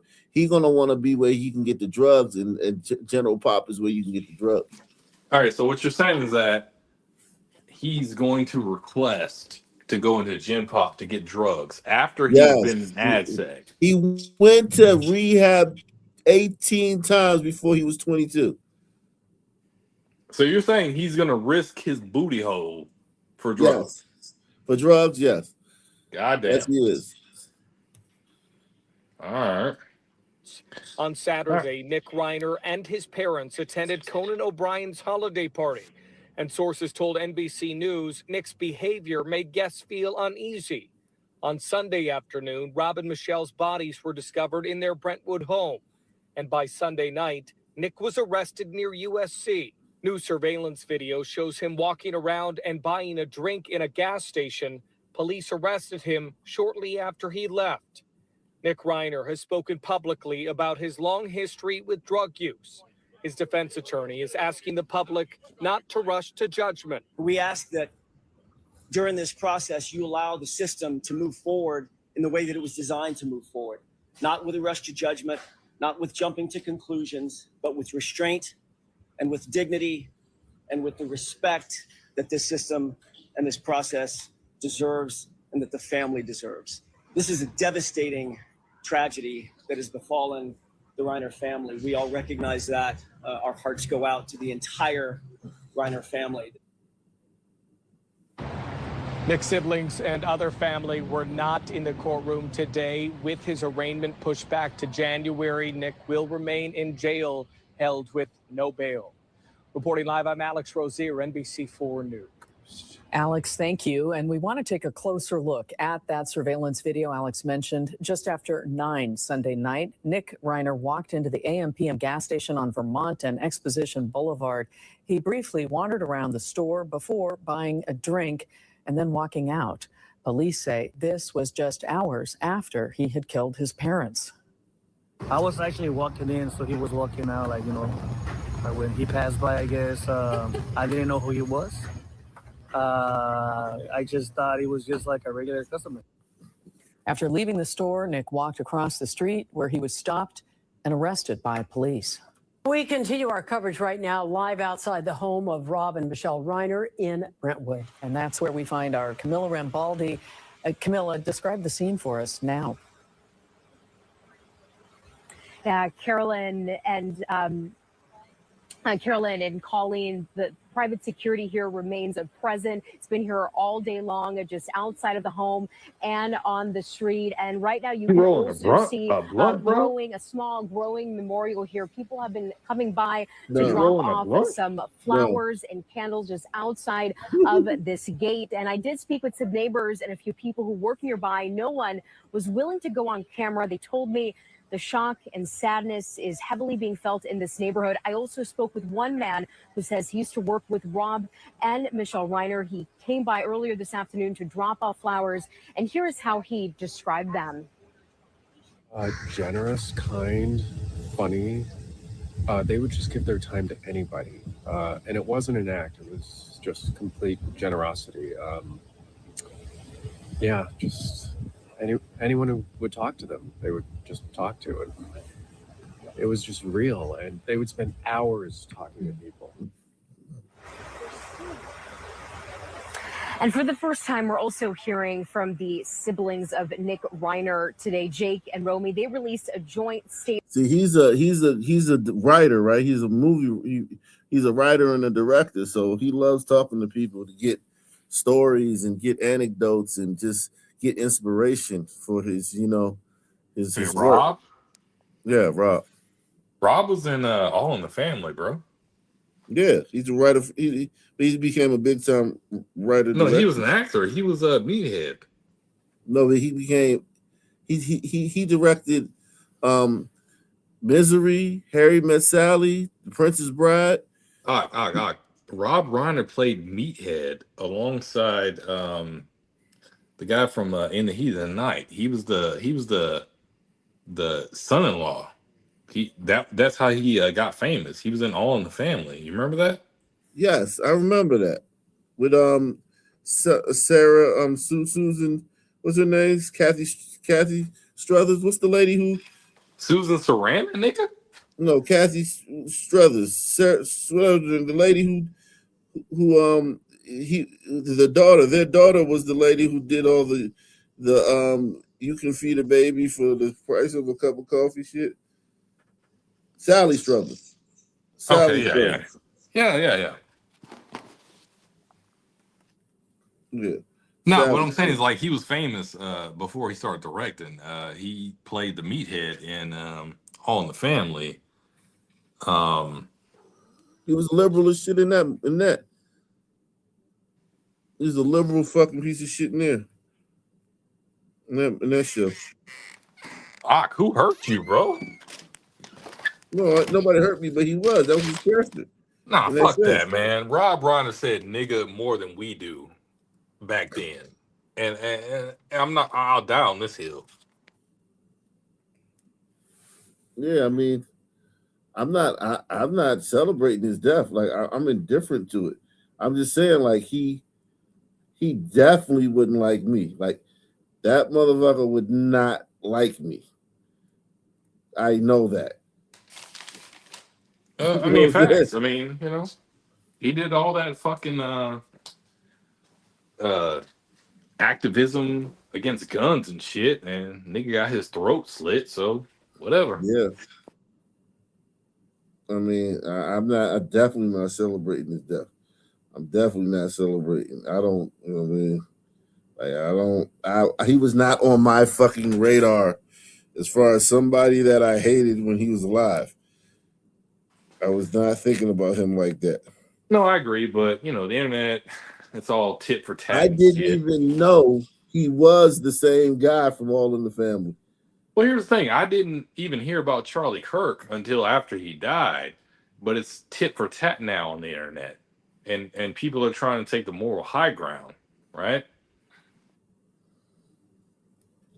Well, this is different than Charlie Kirk, because Charlie Kirk was killed by somebody for his beliefs by somebody that was on the other side. This guy just got whacked out by his fucking crazy son. Yeah, but the guy who got whacked out by his crazy son with a knife was an opponent of the Second Amendment. He was against guns. Yeah. So it's kind of ironic politically that a guy who did so much against guns and also cigarettes got stabbed the fuck up. Yeah. Very ironic. Earlier today, and it reads, "Words cannot even begin to describe the unimaginable pain we are experiencing every moment of the day. The horrific and devastating loss of our parents, Rob and Michelle Reiner, is something that no one should ever experience. They weren't just our parents, they were our best friends. We are grateful for the outpouring of condolences, kindness, and support we have received, not only from family and friends, but people from all walks of life. We now ask for respect and privacy, for speculation to be tempered with compassion and humanity, and for our parents to be remembered for the incredible lives they lived. And They the said love they asking for speculation to be tempered with. So they're gonna support their brother. You're right. You're right. They're gonna support their brother. We asked for. No one should ever. They were our best friend. Hold on. should ever experience. They weren't just our parents, they were our best friends. We are grateful for the outpouring of condolences, kindness, and support we have received, not only from family and friends, but people from all walks of life. We now ask for respect and privacy, for speculation to be tempered with compassion and humanity, and for our parents. They telling people not to speculate. They might be trying to get the brother off. Say the gardener did it, or there was a suspicious man in the neighborhood who disappeared and he did it, or some shit like the burglar. They might be trying to get yeah, you're right. They might support him. Be remembered for the incredible lives they lived, and it really depends on the setup, right, of their will and final, arrangements and whatnot. The guy who stabbed the fuck out of them, I don't know, he might own a fucking castle in India or some shit. Yeah, no, the Rob Reiner got a lot of money. $200 million, according to my Alexa. That's a lot of money, man. So yes, they're gonna fight the fucking charges. Absolutely. I told you this. It's white liberals, bro. Shit. Yeah. They're gonna circle the wagons. Yeah. And you said this before I did, right? And I actually disagreed at the time, but I agree with you now. Conservatives need to be as dirty as liberals, because liberals will fucking circle the wagons. Yep. No matter what. No matter what. They just want to win. They just want to beat you. They don't care. They don't have their moral compass. They actually don't have one. That's why they project morality so much, and that's why they always pearl clutching and saying other people are evil. That's why they see the worst in other people, because they're projecting. Love they gave, end quote. And several of Rob and Michelle Reiner's closest friends also released a statement to the Associated Press. It was signed by Billy Crystal, Larry David, and Martin Short, to name a few. Wow. And it reads in part, Rob was also a passionate, brave citizen who Billy not only Crystal, Martin Short, Larry David. That's the type of circle he running. God damn, I was watching some Curb Your Enthusiasm reruns the other day too. Salute to Eric S., man. Ock Nation Hall of Famer coming through once again. He cared for this country. He did everything he could to make it better. And with his loving wife, Michelle, he had the perfect partner, strong and determined. Michelle and Rob Reiner devoted a great deal of their lives for the betterment of our fellow citizens. They were a special force together, dynamic, unselfish, and inspiring. We were their friends, and we will miss them forever. Again, back out here live. There's been this growing memorial here. Again, people have been coming by to drop off flowers, but again, certainly people feeling that shock and sadness throughout this neighborhood. And so far, no visible LAPD presence that we have seen here this afternoon. For now, we're live in Brentwood. Camilla Rambaldi, NBC 4 News. Camilla, thank you for that. Our coverage of the murders of Rob Reiner and his wife, Michelle, continues on NBCLA.com and on our NBCLA app. You'll also get breaking updates on the case. Swipe through a gallery showing some of the highlights of Reiner's career, and you can also watch tributes from Hollywood and beyond. So he's obviously Queer. sweet. Yeah, he's definitely sweet in the cheeks, man. He Say that definitely shit. Man, that's why you keep using. That's why you keep losing fucking channels, bro. he's sweet, man. Yeah, Hey, he gives off. He's giving like, hey man, if he like lost his motherfucking debit card, he would, even though he's rich, he would definitely blow a guy for a hit of fentanyl or some shit like that. Even though he's that rich, he would still like blow somebody for it, rather than like, just like go back, call the bank and shit and wait for a new card to come in. Shit. He's giving that. He's giving that. is this something that poor people don't think about? Because as a poor person, I just think you can just if you're rich, you can just like dial a number and somebody can bring you like diamond crusted cocaine or something, like Nowadays that is true. Yeah. I mean you heard about what was it, Michael Jordan's son, His dad. No, his son. Oh, his You hear about son. that? Yeah. Oh yeah, his son's out here snorting coke. Yeah, his son's a cokehead. Yeah. No, he got pulled. He got pulled over and I don't understand why he got pulled over for a DUI. I don't understand why, if you are Michael Jordan's son, why you're driving. But I mean, I guess I'm poor. I don't understand how this type of stuff actually happens. I mean, I kind of do, man, because like you crave normalcy. Like you grew, like being Michael Jordan's son is nothing. He's Michael Jordan's son. Like it's not the same as it would be to us, where it's like, oh my God, he'd always been Michael Jordan's son. It ain't nothing new. It's not like it's just it's old hat. Old hat? Yeah, I mean he been Michael Jordan's son for a long time. He's 32. I'm 38. Yeah, I mean he's him. He's not even Michael Jordan's son. Like my mom she not famous, but she was one of the best writers to come out of DC. You know what I'm saying? And when I was in school, a lot of my teachers knew who she was. You know what I mean? And they would, tell me and shit like that. So it's like they knew. So and it would be like people knew who she was, and I was not acting in a way that would be fit. You know what I'm saying? Like they was always shocked at the way I behaved, that it was not like they was expected. So it's like, yo, that's just how you just you're not really thinking like, oh, I'm this person's child. You don't really think about it like that. I mean, I guess. I mean, I've always had a roof over my head, food on the table, and whatnot.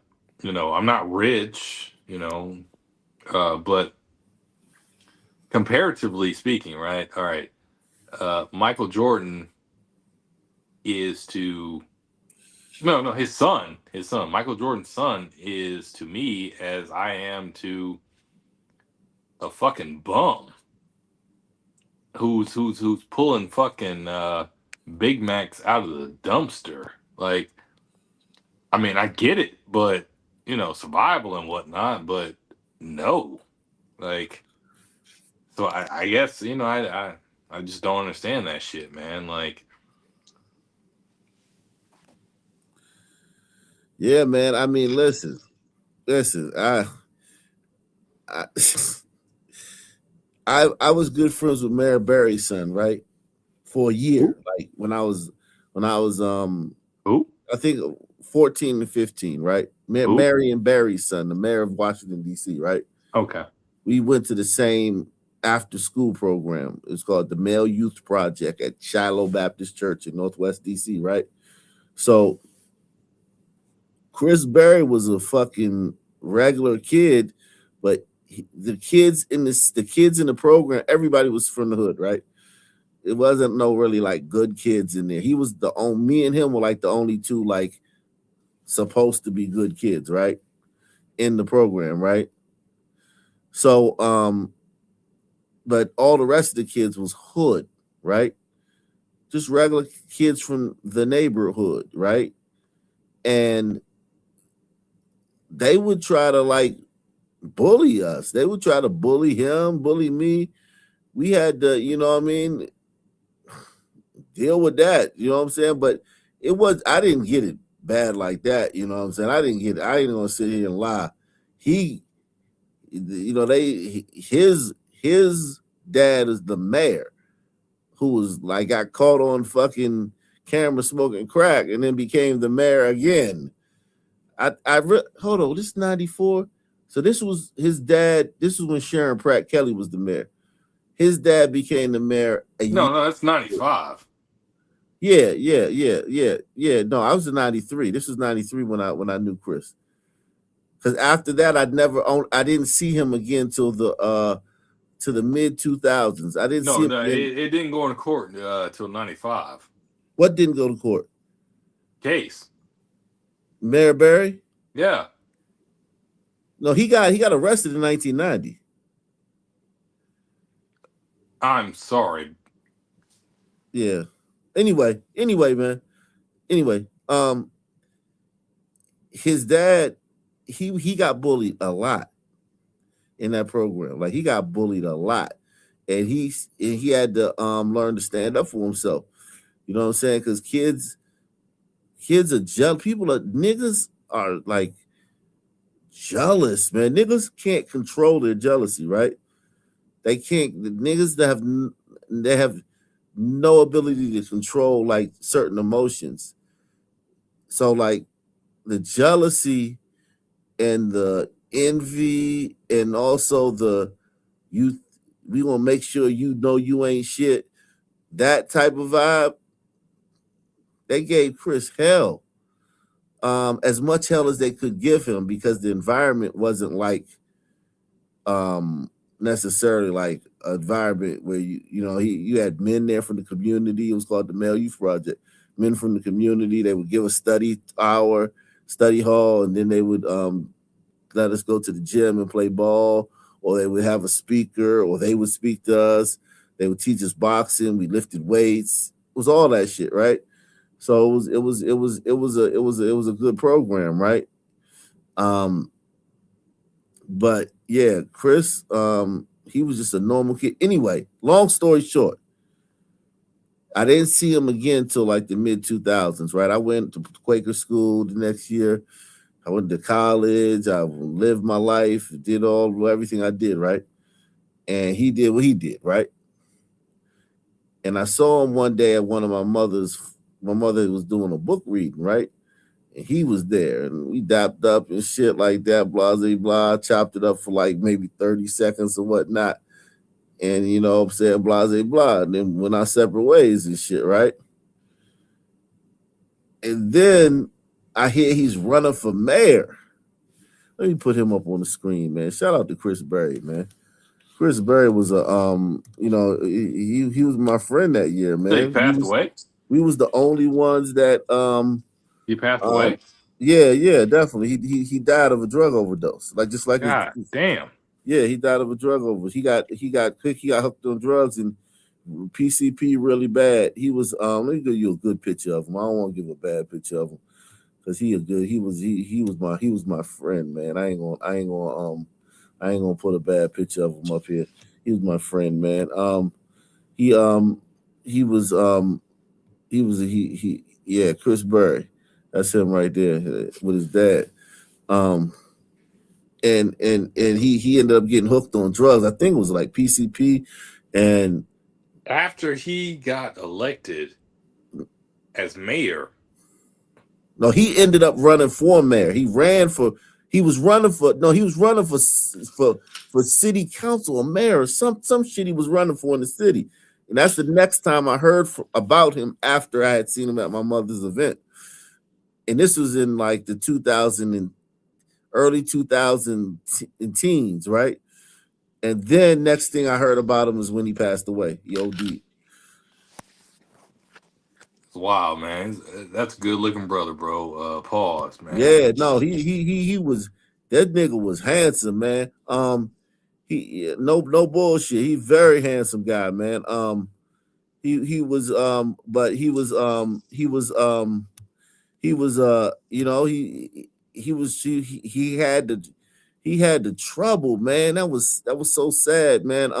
That his dad being who he was, but I think his dad died before he died, so his dad didn't get to see that. But he was he was. It just was sad, man. It was sad, man, seeing his brother That's him go right out. there with the bald head. Yeah, that's him right there. Yeah. Shit, I rock that shit. Yeah, he was. Look at my picture, bro. God damn. Yeah, man. Peace, bro. Yeah, man. This shit was sad, man. Sad, man. RIP to him, man. But yeah, I didn't know that. Like, I wasn't in his life during that period. When we was in motherfucking the Male Youth Project, no, we wasn't doing no drugs, man. Fuck no. Especially not coming there, you know what I'm saying? We wasn't doing none of that shit. You know what I'm saying? We was just, you know what I mean? We didn't even I didn't talk to him about his dad. You know what I'm saying? They would other kids would make little jokes and shit. I never like talked about that, you know. We just talked about other shit, sports and shit like What that, the jokes? You know? Yeah, jokes, cracking jokes and shit like that. What were the jokes? That he had a dad? That he knew that his dad was a crackhead. At least he knew his fucking dad. Well, yeah, I mean, but these are like thugs and hey, bro, you know, like real talk, and hoodlums and shit. You know what I'm saying? Nation, my dad was a crackhead. He wasn't a hoodlum though. He was raised and married like he wasn't a hoodlum. He wasn't in the street like that then. It was later on that he, you know, did that shit. You know what I'm saying? But at that point, 14, 15, he was not in the street. He was the mayor's son. Or the ex-mayor's son at that time, who ended up being the mayor again. I mean, his dad was a crackhead, but he was the fucking mayor, right? Right, but his dad was high profile. Like that if you think that story was big nationally, that story of him was huge locally. Like it was. No, I heard that story. I got the years mixed up. I heard that story. Yeah. I'm just saying. Plus, his dad was wild. His dad would pull up in his limo in the hoods and buy crack from corner boys. His dad was wild. Like his dad was not like, you saw the documentary on. Remember I did the documentary on his dad? His dad was wild. Okay. You know how like you just heard about the fucking coach at Michigan, right? How he was wild and crashing out and shit. Like Matt Berry was like that. Like he was wild like that. You know what I'm saying? Yeah, but no, I didn't see that. I didn't see your show on it. Yeah, I did a documentary on Mayor Barry, man, and we you know, it was the old footage from his time and shit, and we covered it, and he was a wild boy, man. No, yeah, I remember I that. knew a lot of dudes who said they served him, but I can't believe everybody. But certain dudes on certain blocks that I know that I heard corroboration that he used to cop from there. But it's a lot of dudes. It's like a DC. A lot of old head dudes will say, "Yeah, I served him before." You know how that be. Like, you know how that be with niggas. They be, you know what I mean? Yeah, I was They a be, man back then, but y'all don't need to try to be like me now. No, really, man. My ex-girlfriend said, "Oh, you should try to get a job in social work and whatnot, because you're really nah, nigga. No. These niggas don't want to be like me, bro. Fucking, I'm good. I'm good. But go ahead, bro. Not really. I'm good, bro. yeah, I ain't trying to be nobody's role model, but yeah. this is a thing. God damn, we're really fucked, aren't we, Hawk? No, man, his dad lived 2 lives, man. His dad was a fucking marching with Dr. King and all that shit. His dad got a PhD in chemistry. Man, Barry got a PhD in chemistry, man. He's a very smart guy. He just got on that shit and got that power, and he fucking wild out, man.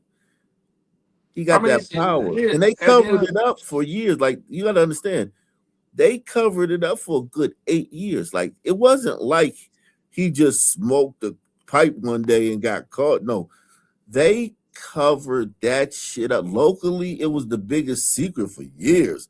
Like, it was the worst kept secret in the city for a year. Like I told you, he would pull up on certain blocks in the limo, in the fucking mayor's limo, 3 o'clock in the morning, and get in cop crack in the hood. but why though, man? Like, you could pay a nigga like me to just pull up and Cause grab he this. like I listen, when he was a city council If member, you have a limo, you can pay somebody to pull up and pick up your shit. well, he fought with cops and all that shit. Like, the cops had to protect him, right? Because he's the mayor, right? Because when you live in the street life like he is, hanging out with, always fucking with different women and shit, hanging out at night clubs and restaurants and shit.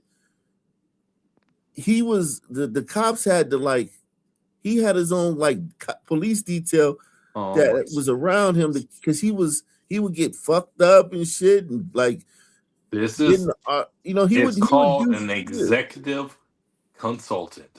Executive consultant, like literally a nigga you just pay. But It's a who fixer, says he man. didn't It's a have that fixer. though? It's a Who fixer. said he didn't have that? And he just did. I say he didn't have that, and I say he didn't utilize that. Because if he did, Let and me he get Chris did, off the we screen, because would Chris not be ain't doing having this nothing. Chris conversation. ain't doing this shit. But yeah, Chris, yeah, Mayor Barry though. He's the mayor. All right, bro. I'm sorry. Yeah, let's.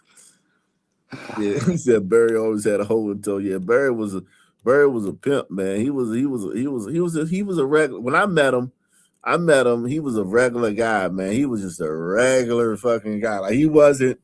He talked like this, that, bro. He talk like this. He'll say, hey, there, brother, how you doing, brother? How you doing, young brother? He you know what I'm saying? He has street energy. Like, he didn't have mayor energy. He had street energy. He had unk energy. When I met him, Unk energy. yeah, he didn't. You know how, like, stately. Some people could be stately and, regal and shit like that. He didn't have that energy. He had that mixed with, like, doused in, like, street energy. And his father was a former mayor. No, I'm talking about Mayor Barry. I'm talking about Mayor Barry. That's So what I'm not talking senior about and his junior, bro. I'm talking about the mayor. I met the mayor. I met his dad too. Okay. Yeah, I met his dad twice because his dad did come to the program once, and we all met him. But I met his dad So in the the guy on the before. screen was his son? Huh? The guy on the screen was his son. Yes, that was his son. Yeah. All right, bet. All right. Yeah, that's not Mayor Barry. That's Chris. All right, bet. Yeah, yeah. It was Judgment Day in Las Vegas. I don't want to see this shit. I don't want to. Yeah, man. Salute to everybody out here, man. Everybody watching, man. Salute to all you guys, man. Two young men received life sentences with the possibility of parole after pleading guilty to killing a retired police chief. Jesus Ayala and Jameer Keys in court. Think about that. Just think about that, yo. Listen to that shit. Two young men received life sentences with the possibility of parole after pleading guilty to killing a retired police chief. Jesus Ayala and Jameer Keys in court for their sentencing today. Good evening. I'm Marie Mortera, both accepting a plea deal more than 2 years after a viral video showed the teens appearing to intentionally hit Andy Probst with a car as a 64-year-old was riding his bicycle. Our Kristen Drummond was in the courtroom, and she joins us now live outside the Regional Justice Center. Kristen? Marie, several of Andy's family members addressed the courtroom today, from his son, his daughter, and even his wife, all sharing that Andy has not been around for many moments over the last 2.5 years, and he will still not be here for those future moments, including walking his daughter down the aisle. They shared how this life loss has been impacting them, while also knowing that they will never get to see him again. My husband deserved to live. A courtroom filled with grief and accountability. It was a harsher sentence because even though there's no sentence that could bring him back, at least it would be a start. The family of Andy Probst speaking before the judge, not only about the loss, but the family forever altered. Losing him did not just break my heart, it broke the foundation of my life. Statements made during the sentencing for 20-year-old Jesus Ayala and 18-year-old Jameer Keys, the defendants who pled guilty to hitting the retired police chief from California with a stolen car in August of 2023 during a crime spree. Cell phone video recording the chilling moment. It shows the car approaching Probst on a bicycle, mowing him down near Centennial Parkway and driving away after he hits the hood and windshield of the car. Police identifying Ayala, who was 17 at the time, as the driver, and Keys, who was 16, as his passenger and the one who filmed. The defendants accepting a plea agreement in the case. 18 years to life for Keys, 20 years to life. They think some shit funny, yo. That's crazy. That's that's a movie Pulitzer Prize fucking shit. Crazy. The cameraman deserves an award. Yo. Jeez, Black and Brown Coalition, man. Black and Brown Coalition strikes again, man. God damn. Whew. Lordy. Jeez. Years to life for Ayala, the harshest penalty permitted under Nevada law due to both being minors at the time of the crime. We do stand by our decision to accept the plea deals. We were talked to beforehand, so make no mistake about that. Crystal Probst, Andy's widow, says they respect the law. Choosing peace over prolonged suffering is not weakness, it is strength. We refuse to give them the power to reopen these wounds. The defendants choosing to not speak in court, but Ayala's attorney made a brief comment. He wanted this to be over, and the reason is because he is truly remorseful. He didn't mean to kill Chief Probst. Look at that prognathism on that fucking on Brito. That old Brito got massive prognathism. Yeah, I don't watch football. That's a CN, Blue CN. Who's that? North Carolina, shit.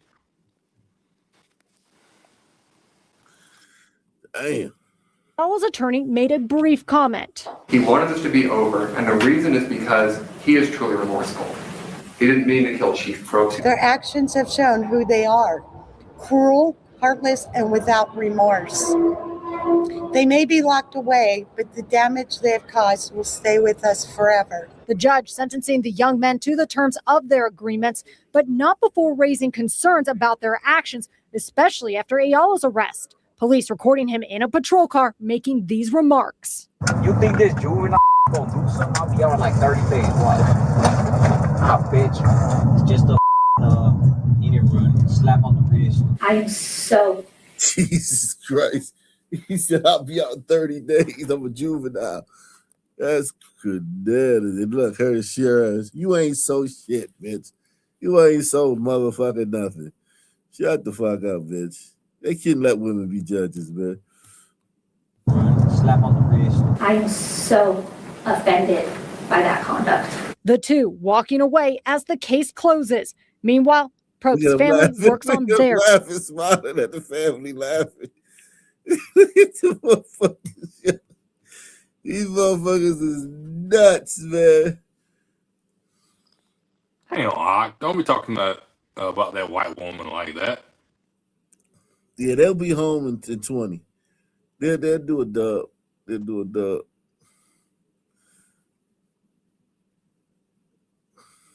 Damn.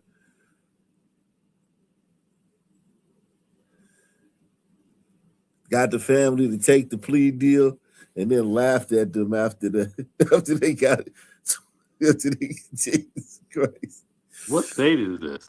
Cali. This Vegas. This is Vegas. They're gonna be enemies. They're gonna be enemies. Vegas? Nah, that's Cali talk. They love each other. Nah, they gonna be enemies, man.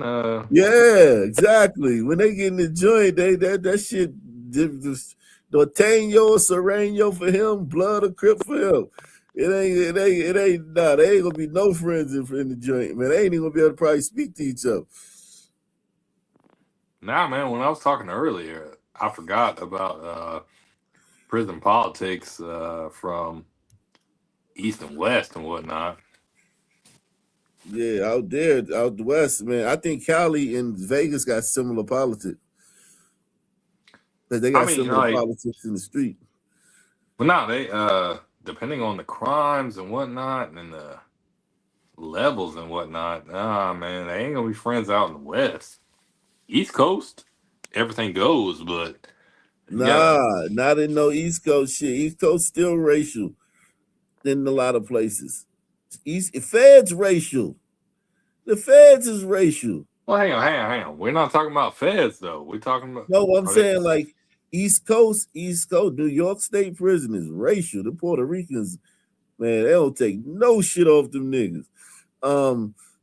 But certain places where it ain't a lot of Hispanics, yeah, the blacks run it. But if there's a large population of Hispanic, like Texas, man, the blacks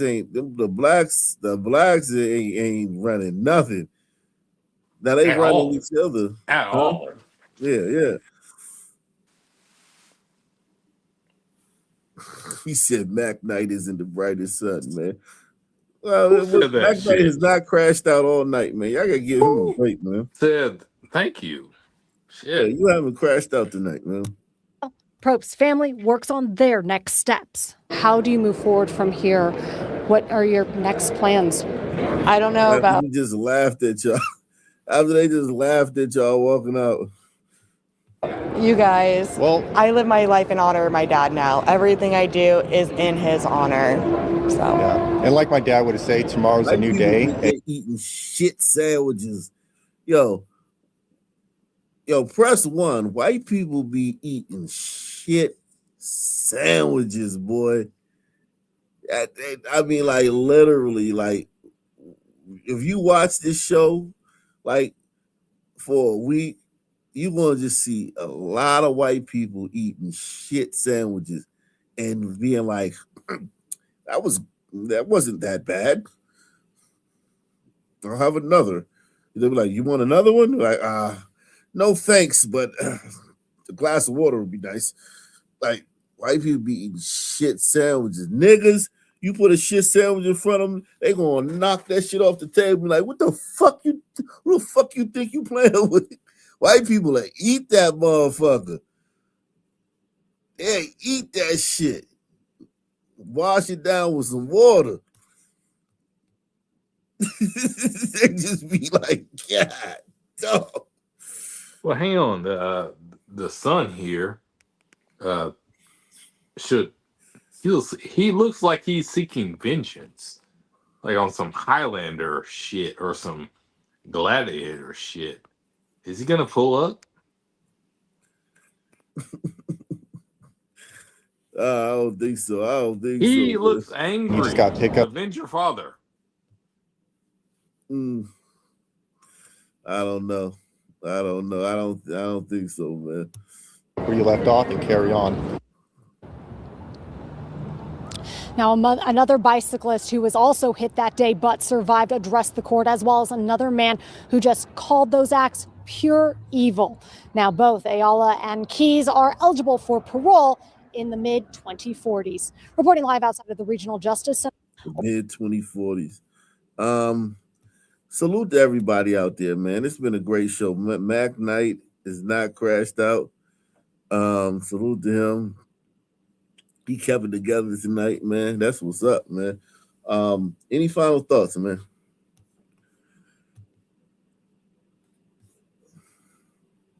Okay.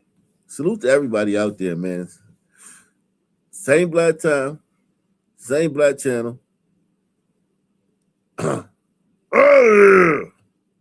Let's go.